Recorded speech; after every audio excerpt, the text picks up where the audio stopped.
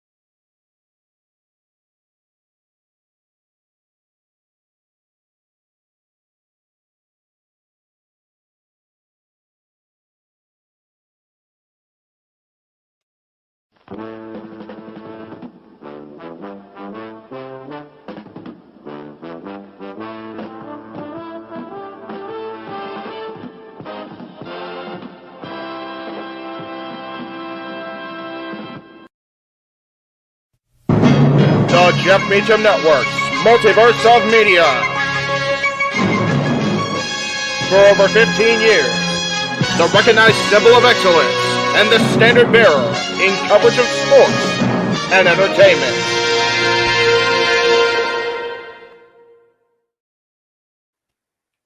We are live across the Jeff Meacham Network Multiverse of Media.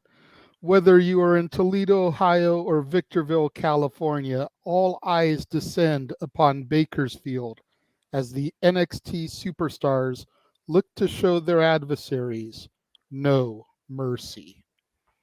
What is going on, everybody? It is I, the Renegade JJ Williams, joined with the simple man with the spectacular voice, Noah Foster, as we always do for your WWE, NXT, and now AEW premium live events, pay per view extravaganzas, to bring you our live reactions, our play by play commentary, and those random thoughts that pop into your head as the show progresses.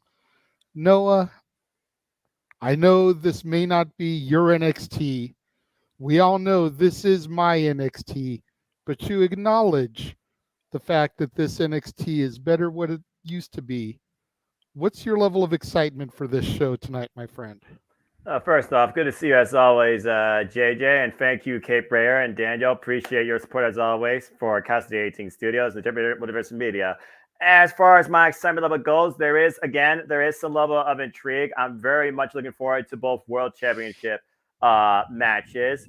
And that being said, there's a lot of talent here that literally has been built out of just this NXT with less than maybe 100 to even maybe 60 matches under their belt that will get a chance to try and bring out a strong impression.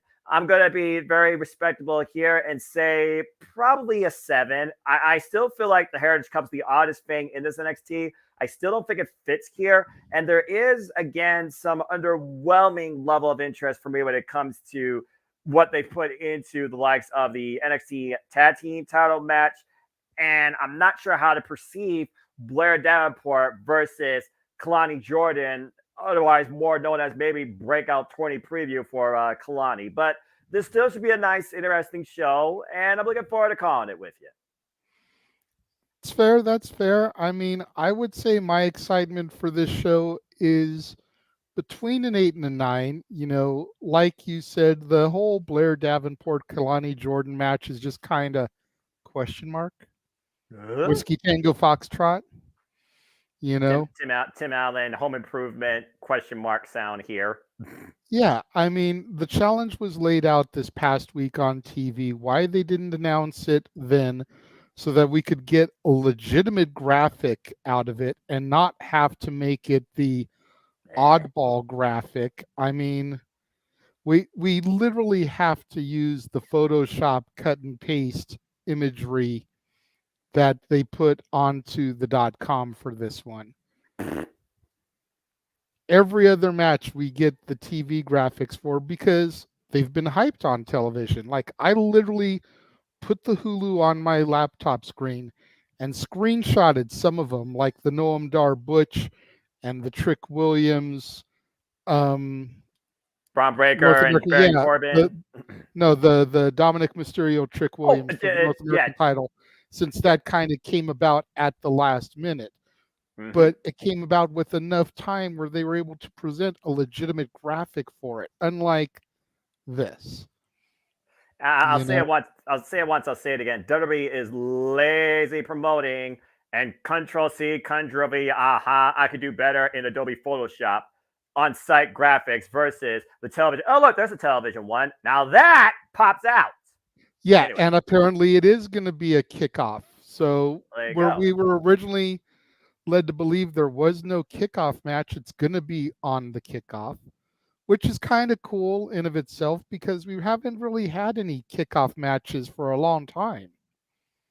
I think the last one, if my memory serves me correctly, was WrestleMania We Can Stand and Deliver, and it was Ava Rain's first impression in mixed tag team. This will be Kalani Jordan's first impression on a bigger stage, but she's been part of your NXT for a little bit longer than a cup of coffee. Like I said, a lot of your talent being brought out tonight on this show. This is truly their first chance on a stage like this because they've been truly homegrown out of the Performance Center under WWE. So again, your NXT put up or shut up outside the ones we know that are going to show no mercy based on experience and investment levels alone.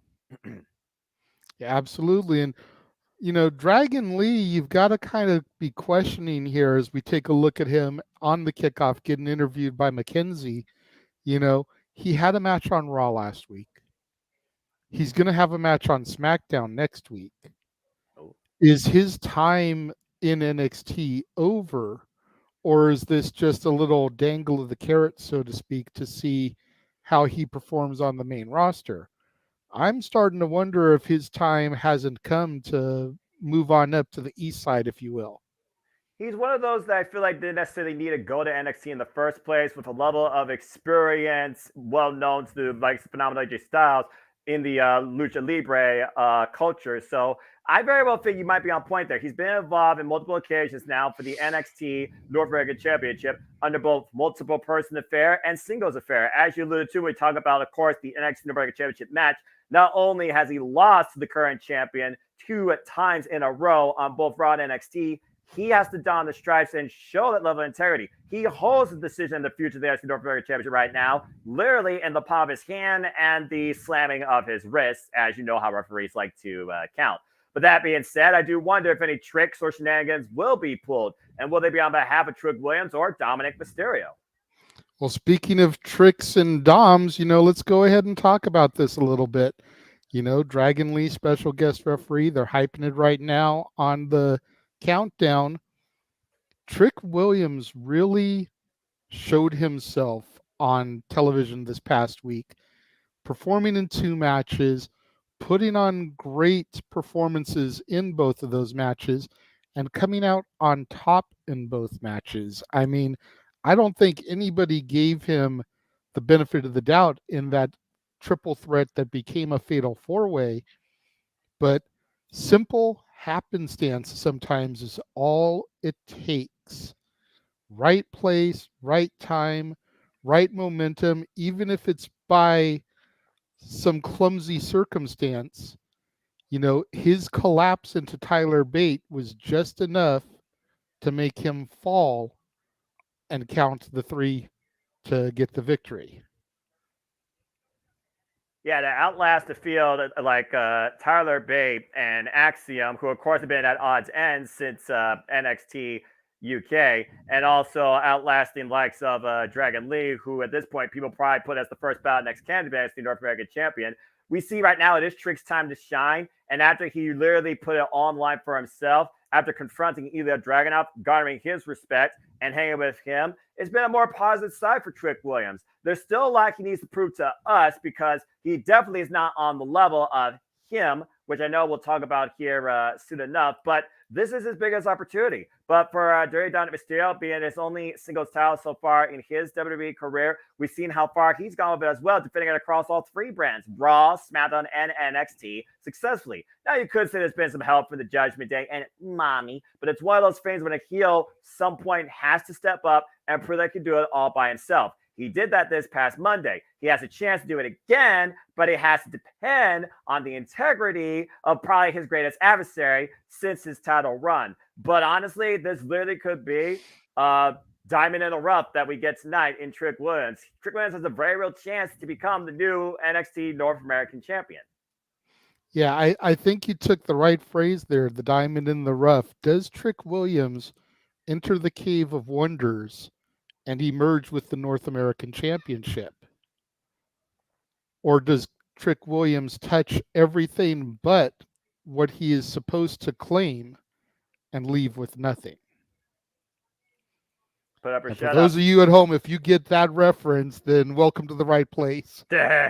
And shout out to everybody out there in the chat. Kate Rare, Matthew, the Prisco. Appreciate all you, Raymond. Appreciate you. And again, folks, thank you for tuning in across all the channels here in the Multiverse with me as we cover all the biggest shows in professional wrestling. Pay-per-view, PLE, NXT, WWE, Ring of Honor, Impact Wrestling, and AEW. And again, if you want to dictate the conversation away from we're chatting, because we like to try and stay on topic, super chat or donate to dictate. It is truly as simple as that. And you can do that particularly at Cascading Studios. That is his channel. Speaking of channels, again, the most oblong, obscure thing that goes back to the traditions of British wrestling is now underneath the white and gold, held by the Noel M. Daw and the Metaphor. As Noel M. Daw, once again now, is the only ever multiple-time Heritage Cup winner and the only time now person, in the history to hold the Heritage Cup now 3 times. After already being held by A-Kid, Tyler Bate, Mark Coffey, and he beat Tyler Bate to win his first Heritage Cup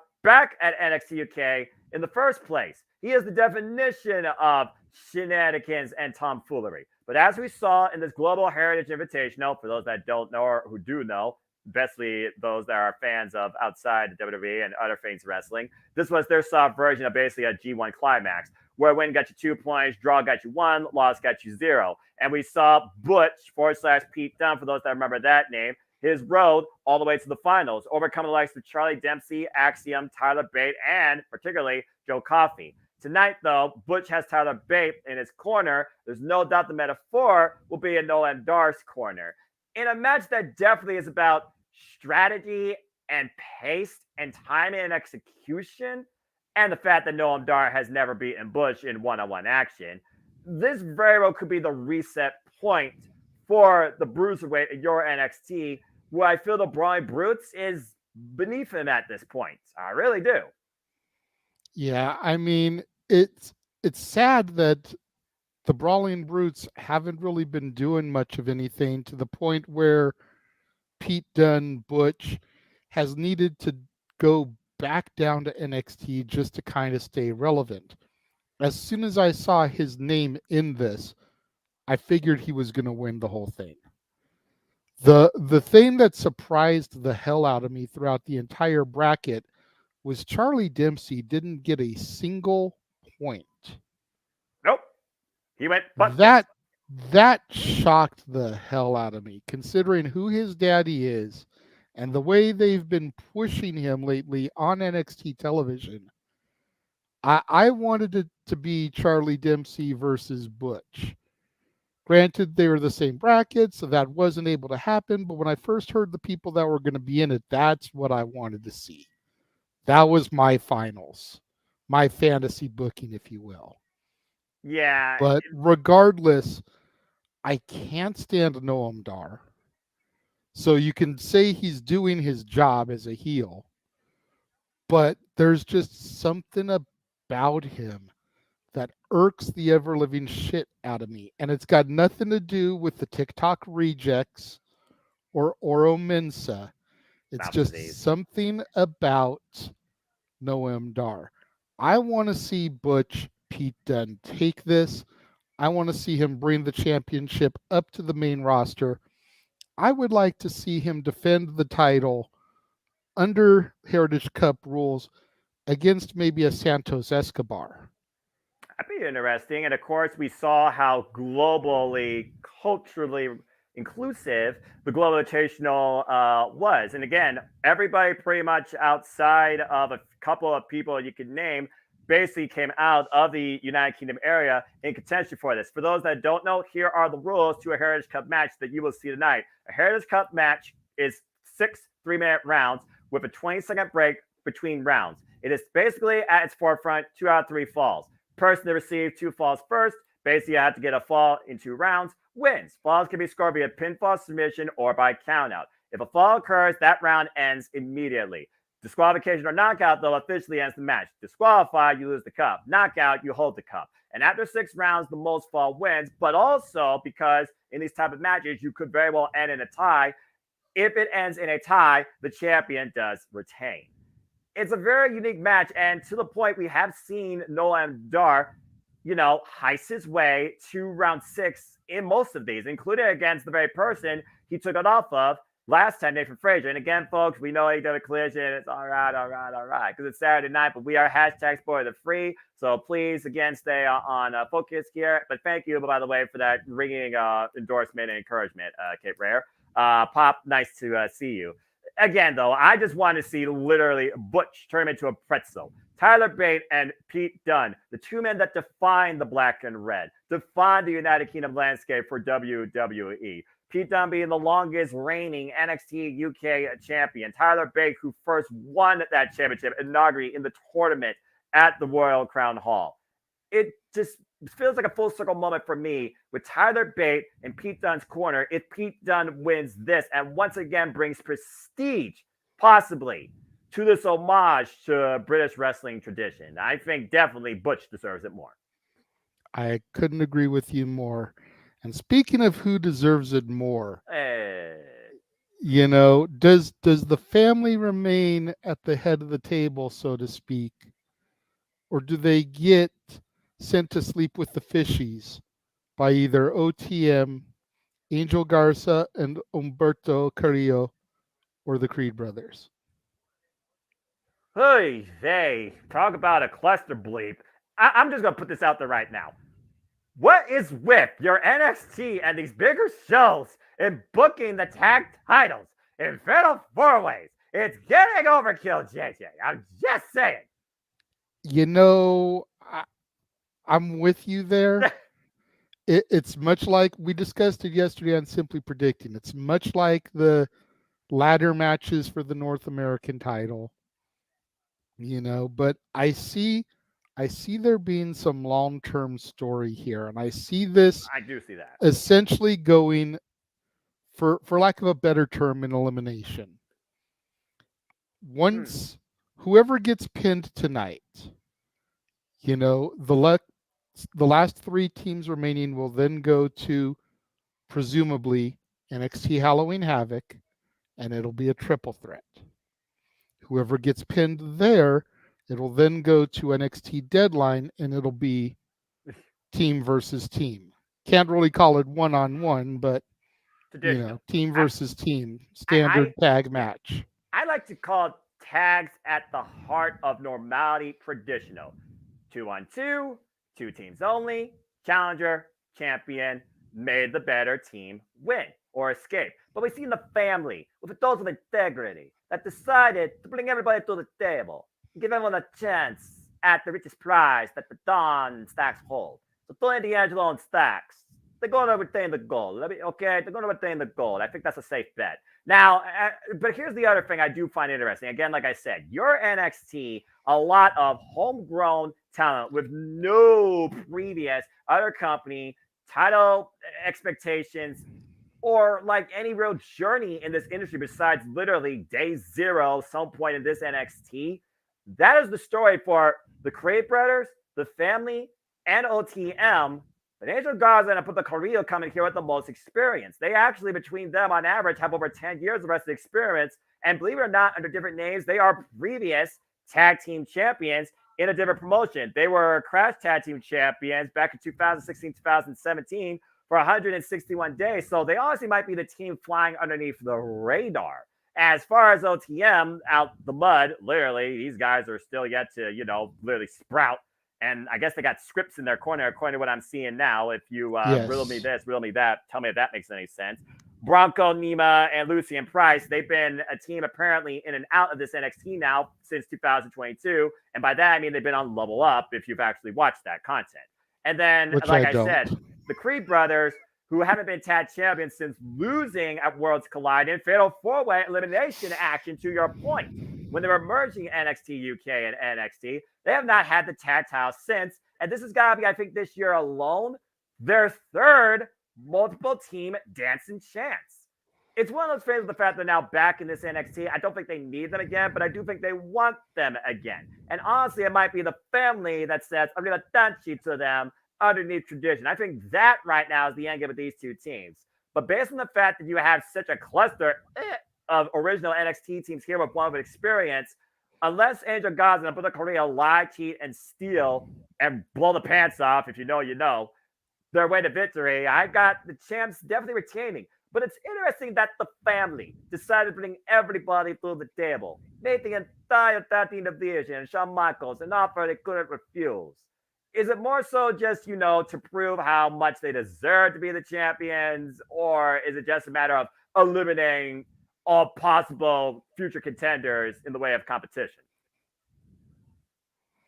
It's a fair assessment. I mean, I think at the end of the day, it's going to come down to the family and Angel and Humberto, Los Lotharios. I think that's the end game here because of the vignettes and everything that have been built up over the last few weeks and months between Angel and Humberto. It kind of looked for a moment like they were going to break up and splinter away, and now it just looks like they're going to keep things going. But in order to strengthen their bond and their family, I think they're going to eventually have to go toe-to-toe solo with the family, so to speak. speaking of going solo, look who's on our screen. Two men that are always a duo now looking for separate pursuits solo, and one of them holds the richest prize in your NXT, and I know we'll talk about that here more in a moment. But speaking of someone that's solo, look who's down in the bottom. Hey! The boss is here. Hello, hello. Just check in real quick as it says layover between Haddonfield and home. So Nice. Appreciate you, man, on the marquee. in the irony of things, Frankie Kazarian was also at the convention. And it's like, dude, we should just carpool. Like, I'm literally going home to see his band right now. It's like, thanks, Frankie. Appreciate you, brother. I love you. I do. I say a 3-hour trip, but that's okay. So, it's okay. Closer than Indianapolis, which of course will be covering where Fastlane is taking place next weekend here on the Multiverse of Media. Looking forward to all the coverage. I will be actually at Disney during, I'll actually be at Disney the duration of the day. So I will not be there next week, unfortunately. But always appreciative of the team under the man of the marquee doing their thing. You guys are awesome. You guys, hello, Cape Rare. Hello, Matt. Good to see everybody in the chat room. Good to see everybody chatting along with our. Is this our pre-show still for No Mercy? Okay. Oh yeah. Okay. Lost track of time, to be honest with you. So, but yeah, good first day. We had a cancellation for somebody I paid for, but it worked out because somebody I hadn't met before, or haven't actually I've met her before in a previous con. It was a very fleeting thing, so I'm going to meet her tomorrow instead. PJ Souls from the original movie. I have a photo op with tomorrow instead of the person that canceled today. I'm not going to throw him under the bus because I don't feel like it. But good first day. Looking forward to seeing Kazarian and Gutter Candy, their band, and the band We Are Wasted out in the hometown tonight. What have we covered so far on the pre-show as far as predictions? Well, we haven't really been doing any predictions. We've just been running through stuff, but we've discussed okay. The Kehlani Jordan Blair Davenport match. Okay. Discussed the Dominic Mysterio Trick Williams match. We've discussed the NXT Heritage Cup match, and we were discussing the tag team titles match. Saw that as I popped in. I still say the NXT tag titles should just be renamed the NXT 4-Way Championships. Like every time they contest these titles, it's in the fatal 4-Way on the premium shows now. So I'm just saying. I mean, if they've got enough tag teams, I might as well showcase them all, right? I suppose. Yeah, that was. I just wanted to pop in really quick. I know you guys are on. I don't know if you guys are on time crunch or whatever, but I just wanted to make sure I said hello because it's probably gonna be difficult going forward once I hop on this bus because I'm going right from here to a rock and roll concert. It's gonna be loud. It's gonna be crazy. I'm probably not gonna be able to hear a damn thing. So. Fair enough. But yeah, just make sure you guys tell. Oh, my next night's gonna be interesting. Happy for the guy in the upper right for sure. Talking about the main. I'm sure one of the main topics will be Miss Cargill, who was put over like Rover on SmackDown last night, by the way. So good on WWE for getting that out there that she is now part of the company, man. It's just making everybody wait, making everybody anticipate when she's going to make her debut. Very, very cool. But best of luck to you both. Best of luck to the boys and girls of NXT. I know it's always a challenging thing to try to be better or different than the main roster, but NXT always seems to deliver, especially the black and gold and this era of NXT. They seem to be hitting all points. So I look forward to watching it back in the interim during the week when I'm off. So sounds good. Have fun, boys. We'll see you soon. Take it easy. That's not what I wanted to do. JJ, kick me out of here. Can't forget this. Gotta love good old JM. Yep. Mm-hmm. All right. Well, okay. Let's go ahead and talk about this. So again, Braun Breaker, your two-time NXT champion. He held that title for 425 combined days, JJ. He literally was the face, and still preferably, I feel like he is the face of your NXT. Now looks to spear everyone out of their boots. Baron Corbin, the guy that wants to burn the ships down, literally back in ground zero, trying to make you forget everything that he was. And I will say this, the only title accolade in his illustrious WWE career, get this, is the United States Championship for literally a cup of coffee. 70 days for losing it to Dolph Ziggler. And that was back in 2017. Right now, Jesus. we don't necessarily know the direction of these two, except the fact they literally are going to beat the daylights out of each other. And I'm kind of all for that. But I do think we caught it all the time. Is Braun Breaker really main roster bound? And does beating Baron Corbin add that stock to him that's already been put so much into him? Or is it more so just a new way in NXT for Braun Breaker? No longer the face, but literally the hot-headed Steiner. How fitting. That looks to spear everybody out of their boots. What's your take on this singles match, JJ? Well, the last time we saw Baron Corbin on a PLE, it was a match with, I believe, Von Wagner, and it ended up in a double countout. It was Gable Steveson, actually. Blah! Gable Steveson. It was somebody. Somebody. The bottom line of it all is that it didn't end with a decisive finish. No. Braun is in a repackaging portion of his career. And he's been trying his luck as this dominant heel for the better part of the last year after Stand and Deliver. Mm-hmm. Baron Corbin came back down to NXT to try to find himself after being bum ass, sad, happy, constable. You know, I could go on, but I'd rather not. And he's been doing a steady job of redefining himself. I think Baron needs this more than Braun does. And especially with the attacks from Braun to Von Wagner hanging in the balance, could that come back to haunt Braun later this evening?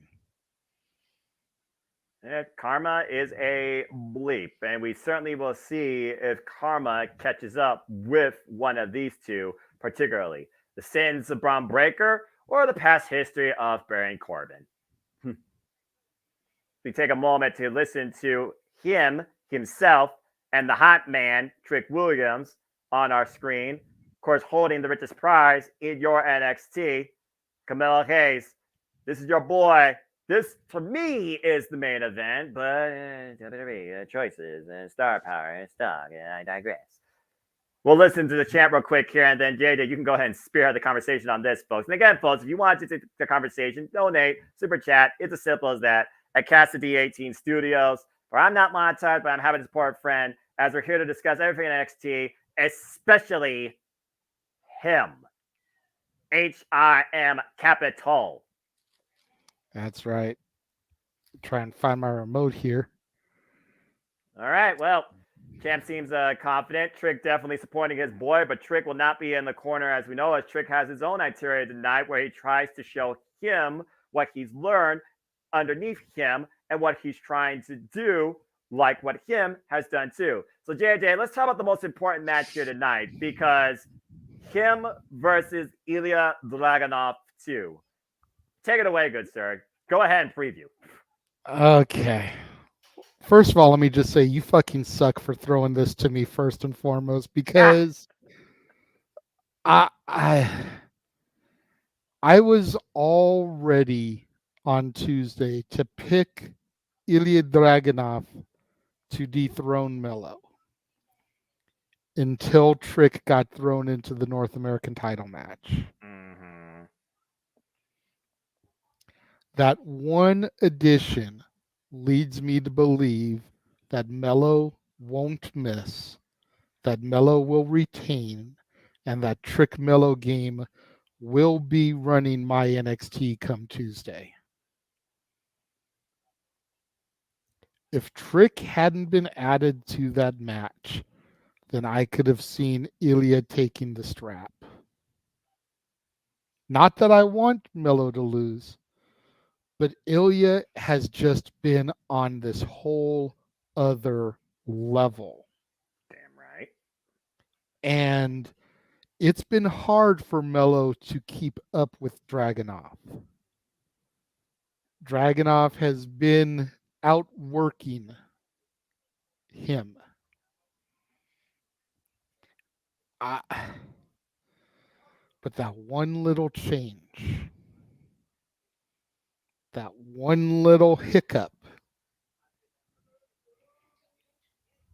Trick Mellow Game runs my NXT. It is a conundrum when you consider again how passionate, determined, truly unapologetic, and one-track minded that Ilya Dragunov is to fulfilling and claim what he believes is his destiny. And now he says nothing, no obstacle, no challenge, nobody will hold him back. It was literally at Great American Bash. These two had a 24-minute classic, the longest match, by the way, of Carmelo Hayes' illustrious title run. It was literally the Dragunov that pushed Hayes into literally the second half of the NBA game over the 20-minute mark. I think it's one of the only 20-minute matches Carmelo Hayes had in his illustrious career. The fact of the matter is, Carmelo Hayes comes as 28th NXT champion, 183-day reign to coming into his 7th defense, overcoming the likes of Braun Breaker, Grayson Waller, Baron Corbin, Wes Lee. And Ilya Dragunov again took him to the limit at Great American Bash for 24 minutes. But again, was it just an innocent, untimely mistake with the Torpedo Moscow into inadvertently the NXT title that was truly the difference maker in the buzzer beater, making sure Carmelo Hayes did not miss? And with that factor, definitely it doesn't look like it might come into play tonight. Can he once again do it again, or will he miss? There's always that opponent that comes better than you. Ilya Dragunov, again, one of the most notorious NXT UK champions in that brand's history before it died, beating Darling General himself. He held that title for 319 days, and he's already beaten the likes of Walter, Gunther, A-Kid, Jordan Devlin, Roderick Strong, Nathan Frazier, Wolfgang, Braun Breaker, and Wes Lee. Both men are deserving of this spot. Both men are deserving to be the face of your NXT. Experience and age pretty much is almost the same. Both men are 29 years of age, and Ilya Dragunov comes in here with a little bit more experience. For Carmelo Hayes to rise to the pressure, truly stop somebody who is unbreakable, Umba Singh Bar, it's going to take something that Ilya does not expect from Hayes, or Hayes has to find Ilya making a mistake. And both are extremely rare when it comes to those two. It's literally going to be one of those matches that comes down to finding the right moment and shooting nothing but net. Long live the Tsar, or does him not miss again? That's the question that we all have to determine as fans. It's not necessarily about doing a pick, JJ. We're more so here just previewing it because people are probably listening to us than Sam Roberts and the other dude. The biggest question of the evening, though, I believe, is how extreme can Tiffy time get? Considering that is the main event, as told by Shawn Michaels. Tiffany Stratton, the former NXT Women's Champion, who again won that tournament, beat Lara Valkyria for it. People still wonder, was she the right one to do it? Why she called herself at the time better than the greats of all time in this brand. We're talking Charlotte. We're talking Asuka. We're talking Bayley. We're talking the man. And look what karma did. Just saying. Becky Lynch. She beat Fela Hale twice during her illustrious reign. And out of all those names that I did mention, it was Becky Lynch that never was. Even the original Black and Gold for Horseman NXT never was NXT Women's Champion. In 2023, she finally removed that little asterisk in her illustrious career, and the man became the man now of your NXT Women's Division. I'll give credit to Tiffany Stratton showed incredible resolve, resilience, and brought the man a great match. At the end of the day, you cannot outmatch the level of experience that the man has had in her entire WWE career.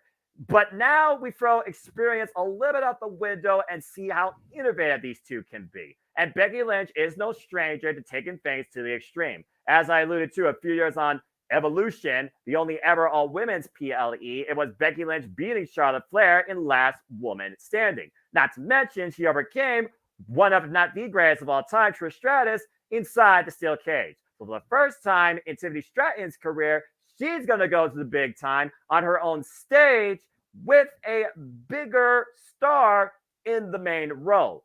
Will Tiffany Time shine tonight, or will Becky Lynch once again prove why she is the man and retain the goal? That's the ultimate question. Put up or shut up time, Tiffany. This time your words gotta back you up. And this, folks, is tonight's main event. See, when this first happened and Becky first got the strap, I don't know, something about me thought it was going to be transitional. Something inside me said it was going to be Dolph Ziggler defeating Braun Breaker for the NXT title. That was only going to be for a couple of weeks, and Becky was going to lose it right back to her. But then the rumor mill starts to swirl in, and how Becky wants to give women that have been stuck in catering the opportunity to really put up and challenge and try to be something, whether it's on Raw, SmackDown, or my NXT. Damn it. And then I started to think, man, she's actually going to run with this for a minute.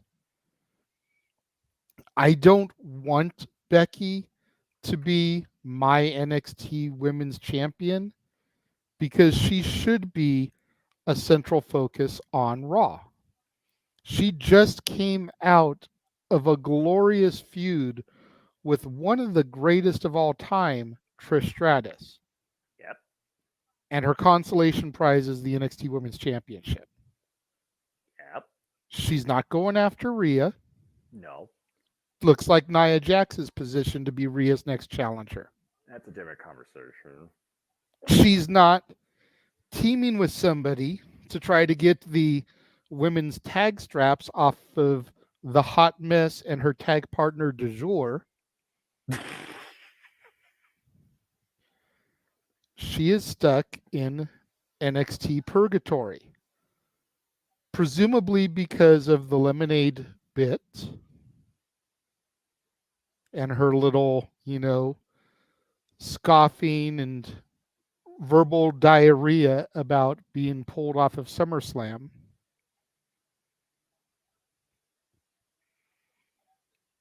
Becky is above this, but I think Becky may be what it takes to bring a little bit of prestige back to that title. I'm not trying to take anything away from the championship or any of the champions of the past year. But that belt has been in some serious disarray ever since Roxy defeated Mandy Rose for it. You figure Roxy got the strap, held it for what? A couple of months before her anxiety got the better of her? Correct. And then we ended up having the match at Stand and Deliver. Where Tiffany won. Where Indy Hartwell won. Yeah, and then and had to relinquish it because she got drafted to the main roster and she got injured. Then we had the match that Tiffy won. And Tiffy was starting to do okay, but I'm starting to wonder if she didn't have the belt because of her Barbie doll gimmick and the Barbie movie was coming out. And it was WWE's way to try to capitalize on it by having a Barbie doll as the champion. Branding. Plus the fact that Tiffy is pretty much a Wish version of Mandy Rose, who wasn't supposed to lose the belt yet. And now we get to this match and Becky being the champion. Like the NXT Women's Championship really needs something to elevate it. And I think Becky is going to be the one to do it. Now, who does she lose the belt to? That's a good question. That's a good question. And there's a lot of people that are in the running for that. You've got JC Jane, you've got Gigi Dolan, you've got Cora Jade, wherever she's MIA, you've got Roxanne Perez, you've got the possibility of Jade Cargill. A lot of people are saying she should be the one to do it. Disagree, but that's a whole other story. You can get my thoughts on that on open mic night. Going to keep you waiting. Hey. But there's a lot of stuff that you can do with positioning the champion for the next contender. No. Ava Rain is nowhere near ready. She needs to be kept as far away from the championship as Nia Jax. What about Kalani Jordan that's now coming out center stage? Looks like it's time for our kickoff match. Now, and before we get into this match, I'll say it one more time, JJ. Regardless of how we feel right now, who is at the forefront of your NXT Women's division, your NXT Women's division still has more depth and more quantity in what they are booking and who could be booked for the title than Raw and SmackDown combined. As we go inside Bakersfield, California for opening contest, and Kalani Jordan takes center stage in what is the biggest match of her, get this, less than a year career started in NXT, going up against Blair Davenport. As we now bring you inside, folks, to our coverage of our first match here on the kickoff at NXT No Mercy.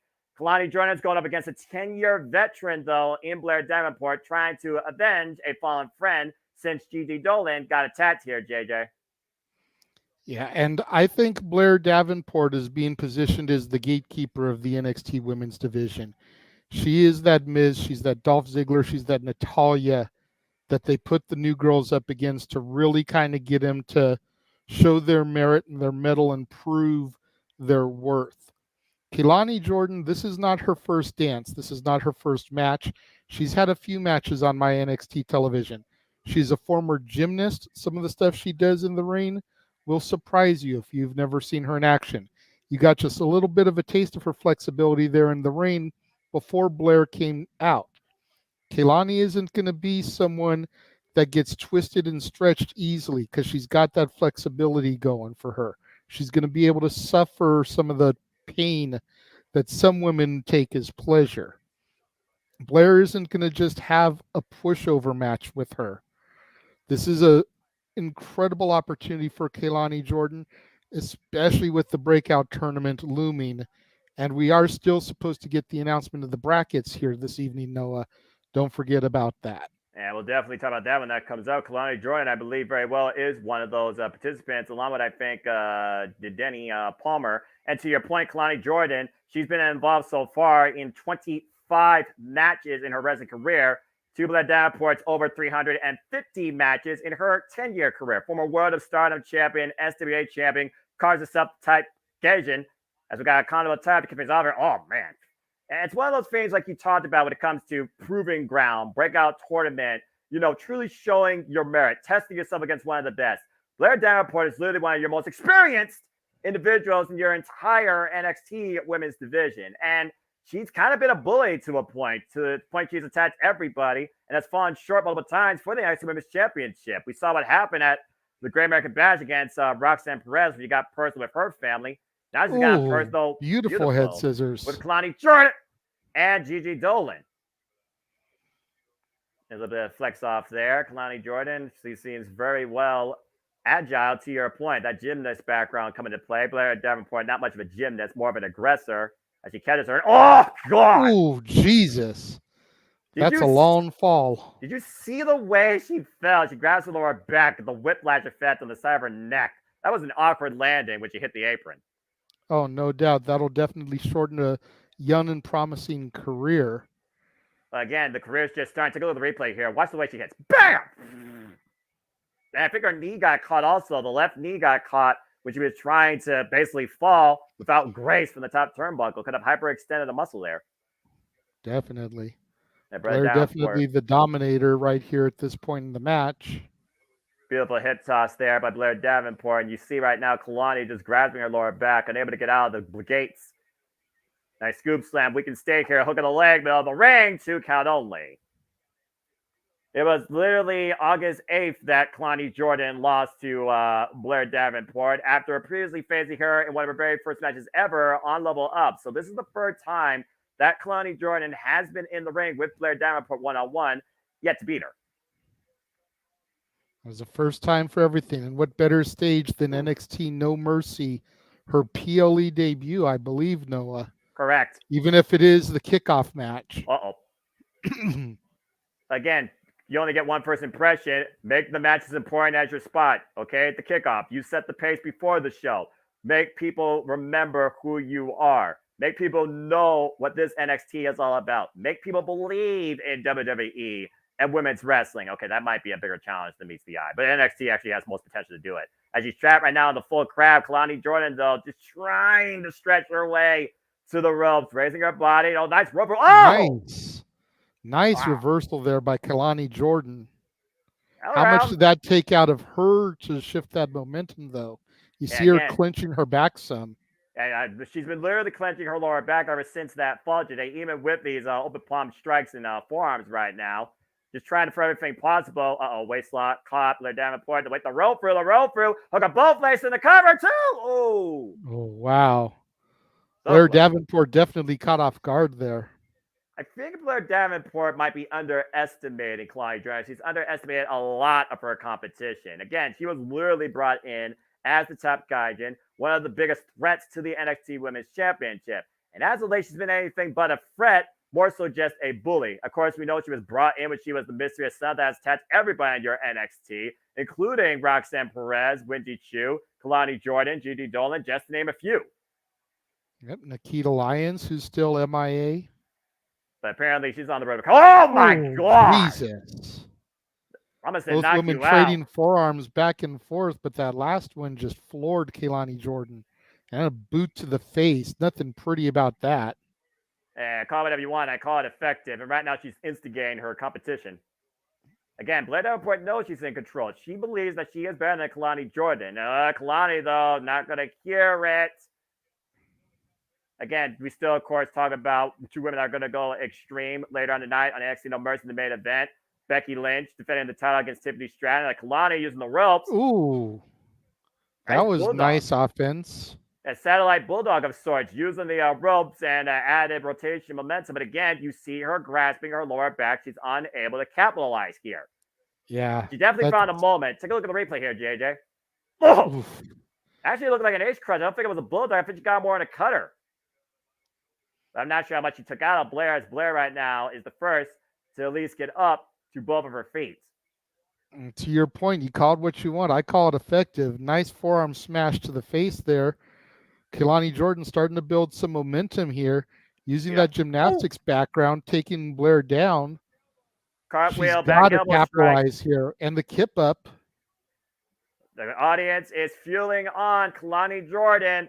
Look at the shining knight here and offer Blair Davenport no mercy. Gets to the midsection. What's this? Oh! Overdrive of sorts. And then yet the cover to Kalani Jordan nearly gets it. Not sure what she's going to call that, but I remember Randy Orton used to call that the overdrive. Kicking into a higher gear, but it wasn't enough to literally snuff out Blair Davenport. Still beautiful execution. Near fall of the match. Oof, look for a suplex. Meanwhile, arm drag and a double stop to the back. Eesh. And your lower lumbar attack here by Blair Davenport, looking to hook her up. Uh-oh. Whoop. Kalani counters. Into the sleeper. Got her hooked up. I am very impressed right now with what Kalani Jordan is bringing here against Blair Davenport. She is hanging in there. And yeah, again, I mean, she's definitely got some rest. She's definitely got some room for improvement. But the fact that she's able to go toe-to-toe with someone like a Blair Davenport, split-legged moonsault, but she caught the knees. Yeah, about to say, and also the way her body was going to land, she was not going to get all of it. Now Blair Davenport looking to do something on the top rope. Oh, my God! Top almost rope, a coup de double grace. stomp to the spine. If she wasn't bent over before, she is now. And Blair Davenport looking to hook her up. Driving Kalani down. Hook on the near leg, too. Blair Davenport puts down Kalani Jordan. Yeesh. Fantastic match by both these two women. Kalani had a hell of a showing. Here comes Gigi. GD Dolan's back. And no love lost with this hellbent Vixen going on the attack against Blair Davenport, JJ. This is really where this whole feud started. Again, Davenport attacked GD Dolan. It was originally going to probably be GD Dolan versus Blair Davenport, and GD is far from done with Blair after that assault. We need more officials. These two can't be torn apart. Well, that was quite unexpected there. And I will say this, Kalani Jordan, very impressive outing here on a grander stage, but apparently GD Dolan is ready to take Blair Davenport's head off. again, that double stomp to the lower lumbar, I thought that was enough right there. Then driving her down to the mat, maybe that was a little overkill in my opinion, but Kalani Jordan, good impression.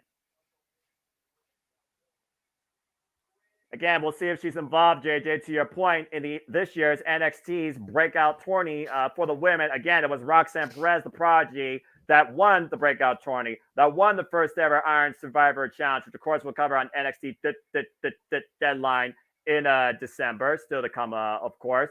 And of course, Roxanne Perez, one of the brightest gems in your NXT, is definitely another name that could challenge Becky Lynch. Former NXT Women's Champion, beating Mandy Rose, call it what you will, beating Mandy Rose, defending it successfully also on the grander stage earlier this year at Vengeance Day against both G.D. Dolan and Jessie Jane. Also was involved in the Royal Rumble. The prodigy literally rises to promise. And I do think there's a lot of promise with Kalani Jordan and many of the very young, just now starting women in your NXT women's division. Absolutely. You know, Kalani Jordan, you know, has got a bright future ahead of her. The future looks very, very promising. I can't wait to see what comes for her down the road here, down the stretch. We got a lot still down the road, as of course we still have so much to go as this show has yet to start. But the women are ready with a nice first impression. It just makes you wonder who's going to have the last impression tonight. Speaking of impressions, let's think about Braun Breaker as they hype him up here. The impression he made when he speared Camille Hayes out of his boots after what you thought was going to be simply a showcase of respect. He has speared everybody since. And now looking to spear Baron Corbin out of your NXT. Make sure he not only burned down ships, but literally make sure Baron Corbin stays sunk. Tonight, Baron Corbin and Braun Breaker go one-on-one, where we'll truly see if it's Braun Breaker's end of days, or is it just another spear waiting to happen, or a blunt force trauma to the head courtesy of still ring steps. Would not put it past him. No, not at all. Again, folks, if you're enjoying the conversation before we go here, along with the actual show, please like, subscribe, comment, tell a friend here. Give JJ at Casting Studios a super sticker. And if you want to dictate the conversation, super chat, dictate to donate. It is as simple as that. Again, Braun Breaker vs. Baron Corbin still to come. We have Tiffany Stratton going after the NXT Women's Championship against the man, Becky Lynch, in our main event under Extreme Rules. We, of course, have Camille Hayes. We'll see if him can once again overcome the Tsar, the fire-breathing dragon that is Ilya Dragunov, and so much more. As we look back what happened last Tuesday on your NXT, these guys fought from ring, backstage, to the parking lot, and then through Shawn Michaels' office. What the hell, JJ? Hey, bad blood is bad blood. That's all I got to say about that. I mean, bad blood, you're trying to put a damaged man through a windshield, and then you slam the man on the roof of a car, and then the man pops up like it's nothing. Give me a break here, man. This is a little bit reckless abandonment here. Well, maybe a little bit, but I'll be damned if it wasn't entertaining. All right, I'll give you that. Well, also, Braun Breaker, I do wonder how much of a spear impact works against a freaking car door here. Oh! How that door did not pop off its hinges, I'll never know. That's clearly not a newer car. Again, nobody could break up these two. Everybody was trying to get in the way. Officials, staff, security. Again, how strong is Braun Breaker? How focused is Braun Breaker in beating Baron Corbin? And to that matter, how angry is Baron Corbin right now at Braun Breaker, trying to make a name off of him? Of course, former football players here, so running tackle, not surprised. But of course, Baron Corbin's also a Golden Glove boxer winner. He might literally knock out Braun Breaker. Although low blow. Cape Rayer poses an interesting question, asks, who's the baby face in this match? Believe it or not, I think I'm going to go with Baron Corbin. At this point, I think I have to agree with you. Baron Corbin pretty much has no identity again. He is zero, back to zero. That's what he wanted, right? Burn down ships. But at this point, you got to consider that Baron Corbin has been way less of a bully. Is he still looking out for himself?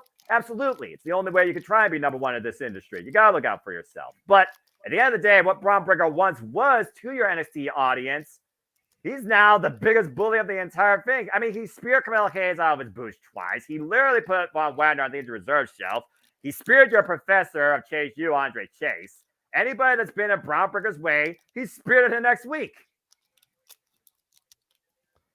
Again, That's fair.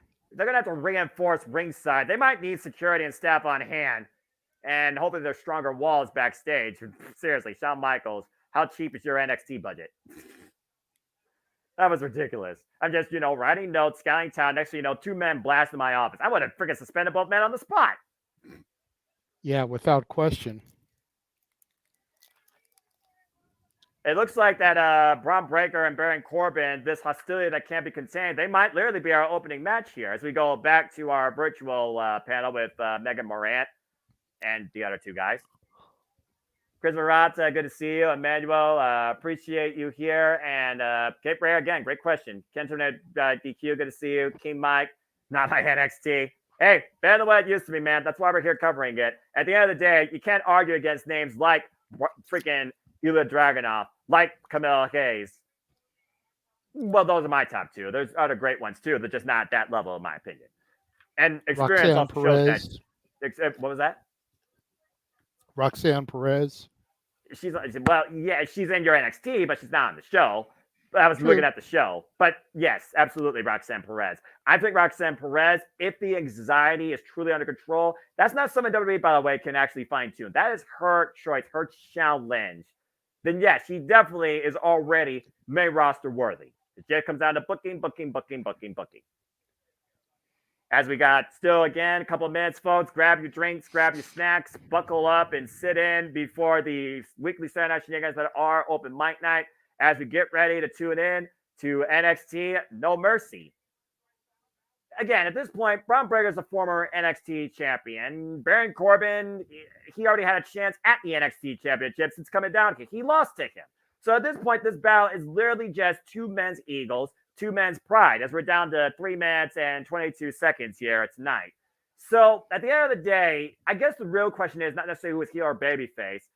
How much is the loser affected in this? Who could afford the loss less? What's your thoughts on that? In JJ? which match? Braun Breaker and Baron Corbin. I think Braun can afford the loss. I don't think Baron can. I mean, Baron Corbin's had enough losses in his career. I'm just saying. Good grief. Right, but as you try to repackage and reposition, you need those W's to get the momentum. Absolutely. Braun, for the most part, has been roughly 50-50 booking since turning heel. Corbin hasn't really got out the gate since being repackaged. He's had a couple of victories, but nothing of any kind of merit, nothing of any kind of weight. A defeat over the former 2-time champion, that's going to do something for Corbin. And again, just shockers, just saying shockers in WWE. What would it mean if Ilya Dragunov beats Camilla Hayes for the NXT championship? Where he said again, don't get me started, Noah. Nothing will hold him back. Destiny is now at my hands. Speaking of that, hands, every time you bring up Dragunov versus Melo, when it's not time for that match, I'm going to remind the audience that if we get $50 in super chats, Noah is going to do a medley, a dance medley of the Carlton, the Prince Nana, and the Daniel Garcia. Boy, you're crazy. You're crazier than OTM if you think OTM has a chance in hell of winning the NXT Tag Team Championships. Oh, what's the matter with you betting against the family? What are you? Are you loco? Are you stupid? You fool. But they've got scripts at ringside. You know, they've got that extra little X factor there. Now, how many X Factors is Dominic Mysterio going to have to try and counter Dragon Lee, who you know is not going to take any of his bull crap, as Trick Williams really has a strong chance to shine an eye and become NXT North American Champion. Again, there's a bunch of what ifs as they literally run down this card here. One thing that is truly official and true, no matter how you put it, this is JJ's NXT. This is not my NXT, but it is better than what it used to be as we're about to go live with NXT No Mercy. Ladies and gentlemen, mere seconds away. Get ready to go as it is showtime. So get your final thoughts in and let's all get ready to begin. Buckle up. Tune in. Welcome to the ride. NXT No Mercy officially starts, has finally arrived. It all comes full circle. It all unfolds live here tonight. Don't go anywhere. We'll be right back. Peacock. The peacock. So Vince does like cocks. Well, you know, they were around in 2006. Anyway. All right, as we get this little opening package going, I noticed that change, by the way, someone pointed out. I noticed that change. Just saying. Which change? I wasn't paying attention. Edge is no longer inside the WWE logo. Ah. Just saying. And why would that be, Noah? Yeah, I don't know. There might be something going on tomorrow in Seattle. Anyway, game on! This is not brought to you by Nintendo 64. But, again, how fitting. As NXT shows No Mercy, we look back at one of the greatest wrestling video games of all time in WWF No Mercy. This is a great entrance. I'm not going to lie, this is absolutely brilliant. If there was a way to do an 8-bit filter with me and just have a bunch of video game noise in the background, that'd be freaking awesome. Pick your fighter. Camille Hayes. Wait, Andre Chase, why the hell is he a pick? Same reason Roxanne Perez is in there. She ain't got no match. All right, fair enough. I guess their faces, they are known names of this NXT. Exactly. I give you that. And just a friendly reminder to those asking questions in the chat, if you want to dictate the conversation, super chat, got to donate to dictate. It is truly as simple as that. And please remain hashtag spoiler free when it comes to things that happen in AEW Collision. We, of course, will look more into that probably during open mic night where we will run down maybe what we see and hear. I know my brother King will keep me informed, but please chat, stay hashtag spoiler free. Yeah, I never got the chance to play it either. I didn't own a Nintendo 64. I'm a Sega guy. My first console system was the Sega Dreamcast, Sonic Adventure, Crazy Taxi, Power Stone, Sega Racing. It was a basic GT like racing game. I forget what it actually was called. Crazy Taxi was my shit. Hey, loved playing that in the video arcade. Hey, come on over, have some fun with Crazy Taxi. I still listen to the soundtrack to this day. Yeah. Non-copyright. Anyway. I was telling people when I first started driving for Lyft, I was like, driving for Lyft is like a legitimate game of Crazy Taxi. You roll in, you pick somebody up, you take them to their location. Sometimes the next person you pick up isn't that far away. Sometimes they're at the same location. Scoop up your next passenger, take them away, man. Like literally, it was like a legitimate real life game of Crazy Taxi. Yeah, people would automatically get what I meant when I said that. All you were missing was a little timer that went green, yellow, red. And then the freaking ramps that allow you to go further in the air. But then you just play Offspring. It's like, hey, this is Crazy Taxi. I'll say this. I'd rather be in a Crazy Taxi than in a cash cab. I don't know. I think I'd rather be in the cash cab because at least you got the opportunity to wear in some money. True, but yeah, well. And you and your trivia, man, I think you'd probably kill it in the cash cab. I don't know. I don't know about that. I mean, general trivia, that's a whole different frickin' animal, to say the least. And I do agree. This is one of the best intros I've ever seen as a gamer with a Nintendo Switch and the PlayStation 4 right now at my feet. And I'm getting both Mario Wonder and Sonic Superstars next month. I've been playing Sonic, the Final Horizon from Sonic Frontiers all week. My God, that is Sonic S-rank levels of platforming and fighting. It is ridiculous. But in the meantime, it's not about Sonic. It's about NXT No Mercy. We have officially pressed start as WWE and the WWE presents to you NXT No Mercy from Bakersfield, California. There will be no apologies. There will be no sympathy. There will be defeat. There will be victory. But tonight, you will see on full display everybody literally bringing us no mercy. Hello, everybody, and welcome once again to the Multiverse Media Live Watch Event Specials. You know what this is, for I am the Simple Man of the Simple Brand and the voice of the JMN. And my name is Noah Foster, forever grateful for pro wrestling. With me here, as always, is my color analyst in all things WWE, NXT, and now at this point, AEW. This is his NXT. He is the Renegade with no mercy, JJ Williams. And the dogs are out tonight, JJ. You ready to go? The hell is this shit that Braun is wearing on his head? That is a bad No, dog. Braun, that's a bad Braun. And he's trying to be the alpha wolf. The dogs are running loose tonight. Braun Breaker unchained. Well, if nothing else, Noah, hopefully we'll get the answer to that eternal question: who let the dogs out? Yeah, shout out to the guy. I think our RIP Baja Man. Oh no, I'm thinking of there's the guy that passed away. RIP. Well, I mean Bob Barker also RIP. Baron Corbin looking to spay and neuter Braun Breaker and his aggressive nature tonight in our opening contest. Ever since this dog has been unleashed, everybody in his path has been speared into next week. We're going to see who truly is the baddest dog in the yard tonight on your NXT, as Braun Breaker and Baron Corbin will be opening things up here tonight. That's a fair point, by the way, Walter. Please follow Rage Wrestling, folks. Mr. Reliable. What the?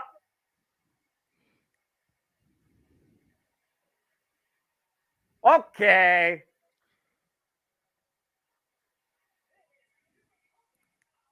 What in the Ghost Rider is this shit? Well, you went from a mad dog to a badass biker. Look in the eyes, though, the determination of Baron Corbin looking to burn down ships as he rides in on his own chopper here tonight. Baron Corbin trying to channel his inner Johnny Blaze here. I guess so, as they choke on that exhaust. Not necessarily as badass as Undertaker, but hey, Baron Corbin, he's doing things his own way. He's here to burn down ships. He's here to break Braun Breaker. Again, these two fought around the arena. They fought in the parking lot. They fought backstage. They fought through Shawn Michaels' damn office. Oh, boy. Burn the I ship. do like his burn the ships shirt. Yeah, it's kind of catchy. It's a different type of saying, to say the least, when it comes down to making sure somebody's. Oh my word! Crap! The hell! All right, screw throwing fists, throw your body, throw caution into the wind. Baron Corbin just literally got a full dose of Braun Breaker, who just tope calling it low over the top damn rope. And you do see we have staff at ringside. They're going to need more security tonight, JJ. I don't think these two are going to be contained in the ring. No. Oh, Lord. Here we go. Here's your interactive part. And this isn't Extreme Rules, by the way. This is a normal contest. And the bell has not even rung, I believe. The hell? It's friggin' not wrestling match. It's a fight. It's a friggin' fight.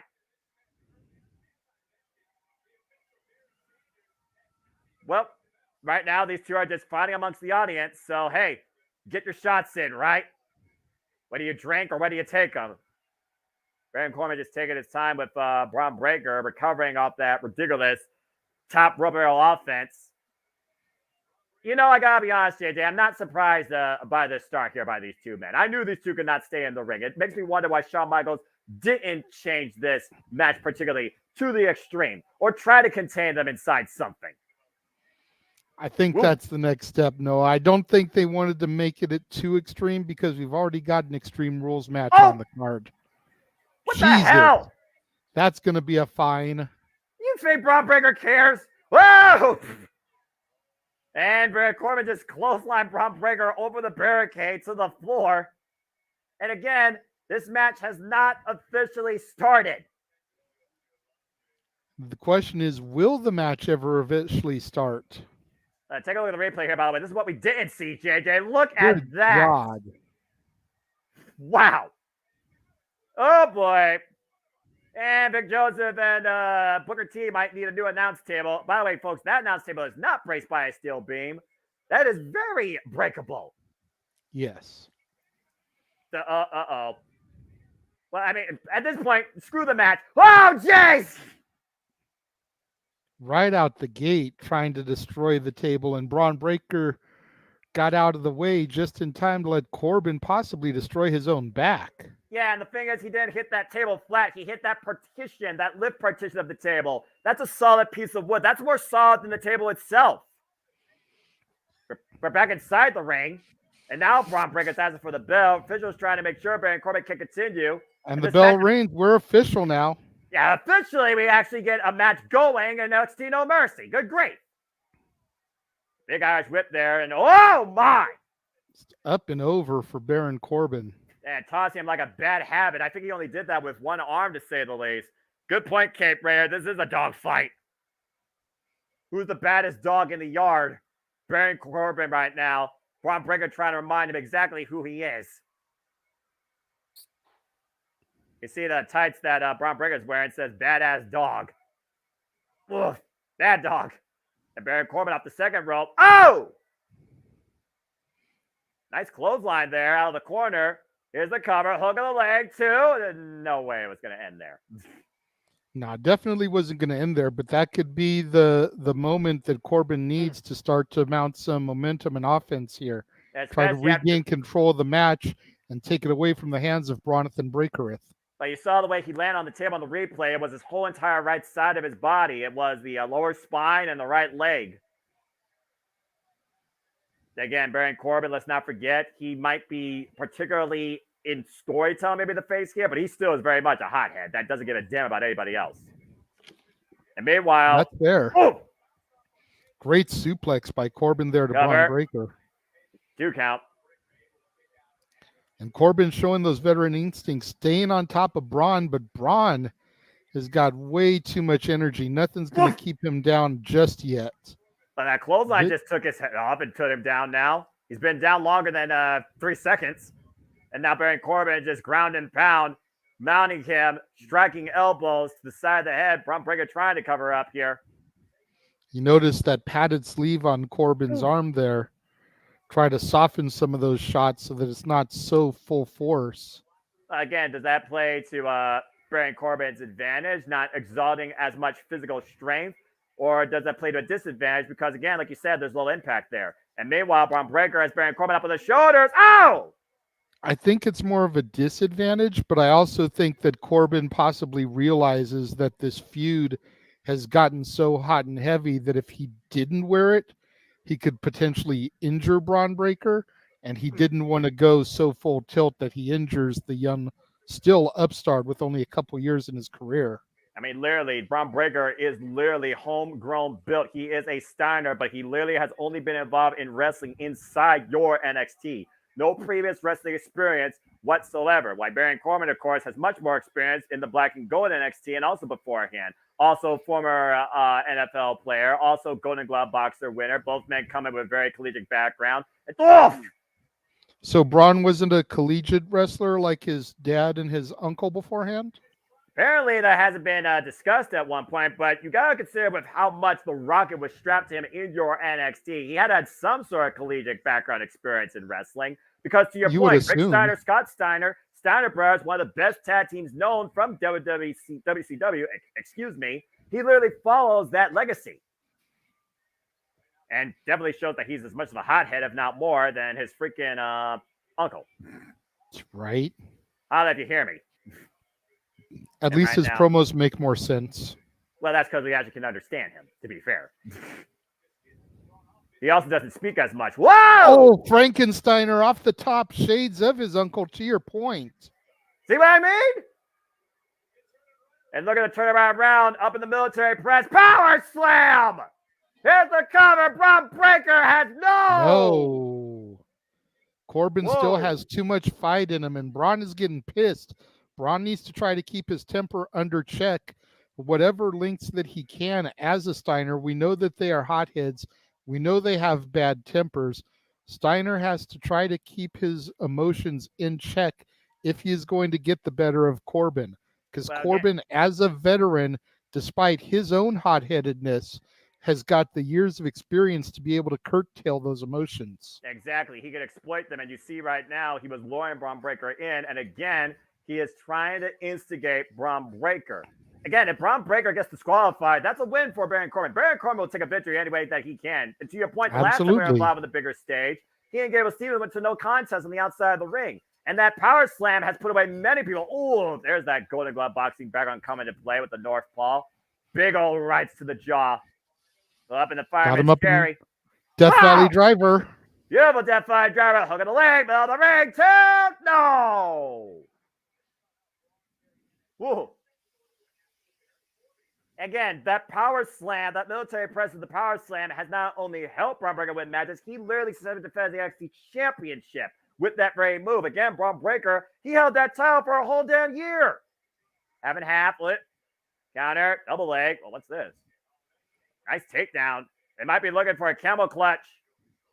That's what I was thinking there at first, but Baron's able to get to the ring ropes there. Braun didn't have enough of a grip on him. Yeah, about to say, you consider the length of Baron Corbin and the thickness also of him too. That's a big man to try and tie up in a submission move. Yeah. I'm not sure if submission is the way to go right now in this early going. While both men have been trying to work on wearing down each other, there's still, like you said, a lot in the tank here. And again, what is this opening contest turning into a straight up fight? Oh, and Braun Breaker ducks underneath. Look at there. Uh-oh. Oh, Jeff. Deep 6. And he did an extra rotation. Deep 12. Cover. 2. No. Not enough. Wow. Again, also lazy cover. You saw, look at the replay here. Watch the rotation. He catches Braun Breaker, spins him around twice. Deep 12, JJ, and literally just drapes an arm over. No body weight on the cover. Woof. No body weight on the cover because he could barely get to the cover. He didn't drive Braun into the mat with that move. He collapsed. Yeah, exactly. Both men refuse to stay down, though, going eye to eye on the opposite sides of the ring. So suck in another right hand. Now both men trading fists here. Ooh. Overhead shot by Braun. Big right by Corbin.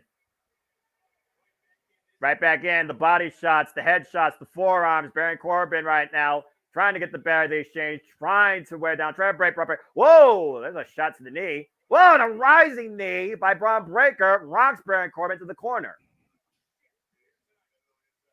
Again, which way are we setting sail here? Which ship is going to be burnt down or speared in the freaking Bermuda Triangle? And again, you saw Braun Breaker going in. Baron Corbin scouted up and over. Corbin looking for end of days. Once again, countered by Braun Breaker. Braun Breaker out the back door into the fireman's carry. Great counter by Braun. Deep hook of the leg, too. Ooh. That was out of position, though, JJ. You saw the way his body was also close, and he was only able to hook the near leg. But still. Oh, God. Just hit anything that moves. Good grief. That's the mentality right now I'm seeing out of Braun Breaker. He's being smart to a degree, but he's also just going straight off instinct. He sees Baron Corbin. He's going to try and knock him down. Once again, ducks underneath the clothesline, ducks underneath again. Braun Breaker looking for that spear. Never mind, just throws himself into Baron Corbin, who immediately gets back up to his feet. Whoa! Braun is fired up, shaking him the ropes there, Ultimate Warrior Batista style. And wait a minute, what's going through the mind of Braun Breaker here now that Baron Corbin's on the outside? Uh-oh. Braun Breaker coming in. Oh, Jesus Christ! There goes the announce table. That's a choke slam to hell. Wow. And Vic Joseph Skittles go everywhere, quite literally. Braun Breaker planted, and what the fuck? JJ. Braun just sat up like nothing happened. Yeah. Yeah, right? And Braun Breaker coming in, Baron Corbin. Holy hell, spear on the outside. Corbin is out on his feet. Just bring the man inside the ring and pin him. This man's got to be over at this point. Good grief. Here go the straps. Uh-oh. Yeah, looking to break Baron Corbin tonight. Wait, what the hell? Jimmy! What the hell is Robert Stone doing? It's Stone and, oh my God! Wait a minute, where Robert Stone is, where's Von Wagner? The Corbin, though, is in the ring, and the Days connects! Here's the cover! 1, 2, Braun Breaker! 3, he did it! Has been broken! Baron Corbin did it! I did not expect that X Factor to come into play tonight, but what a fight! And again, to your point, we know why Robert Stone was out there.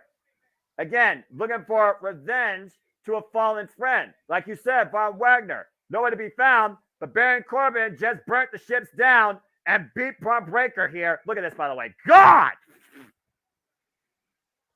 That was crazy. Von Wagner nowhere to be found yet. Fair point. The distraction may have been just what we needed to get Baron Corbin the victory. We'll have to see what happens when we get back from the replays. Von Wagner still very well could be playing something into this. There's a beautiful end of days there by Baron Corbin. Got the 1, 2, 3. End of days, end of match. And for Baron Corbin, he burns down his biggest ship tonight so far in NXT in the expense of Braun Breaker.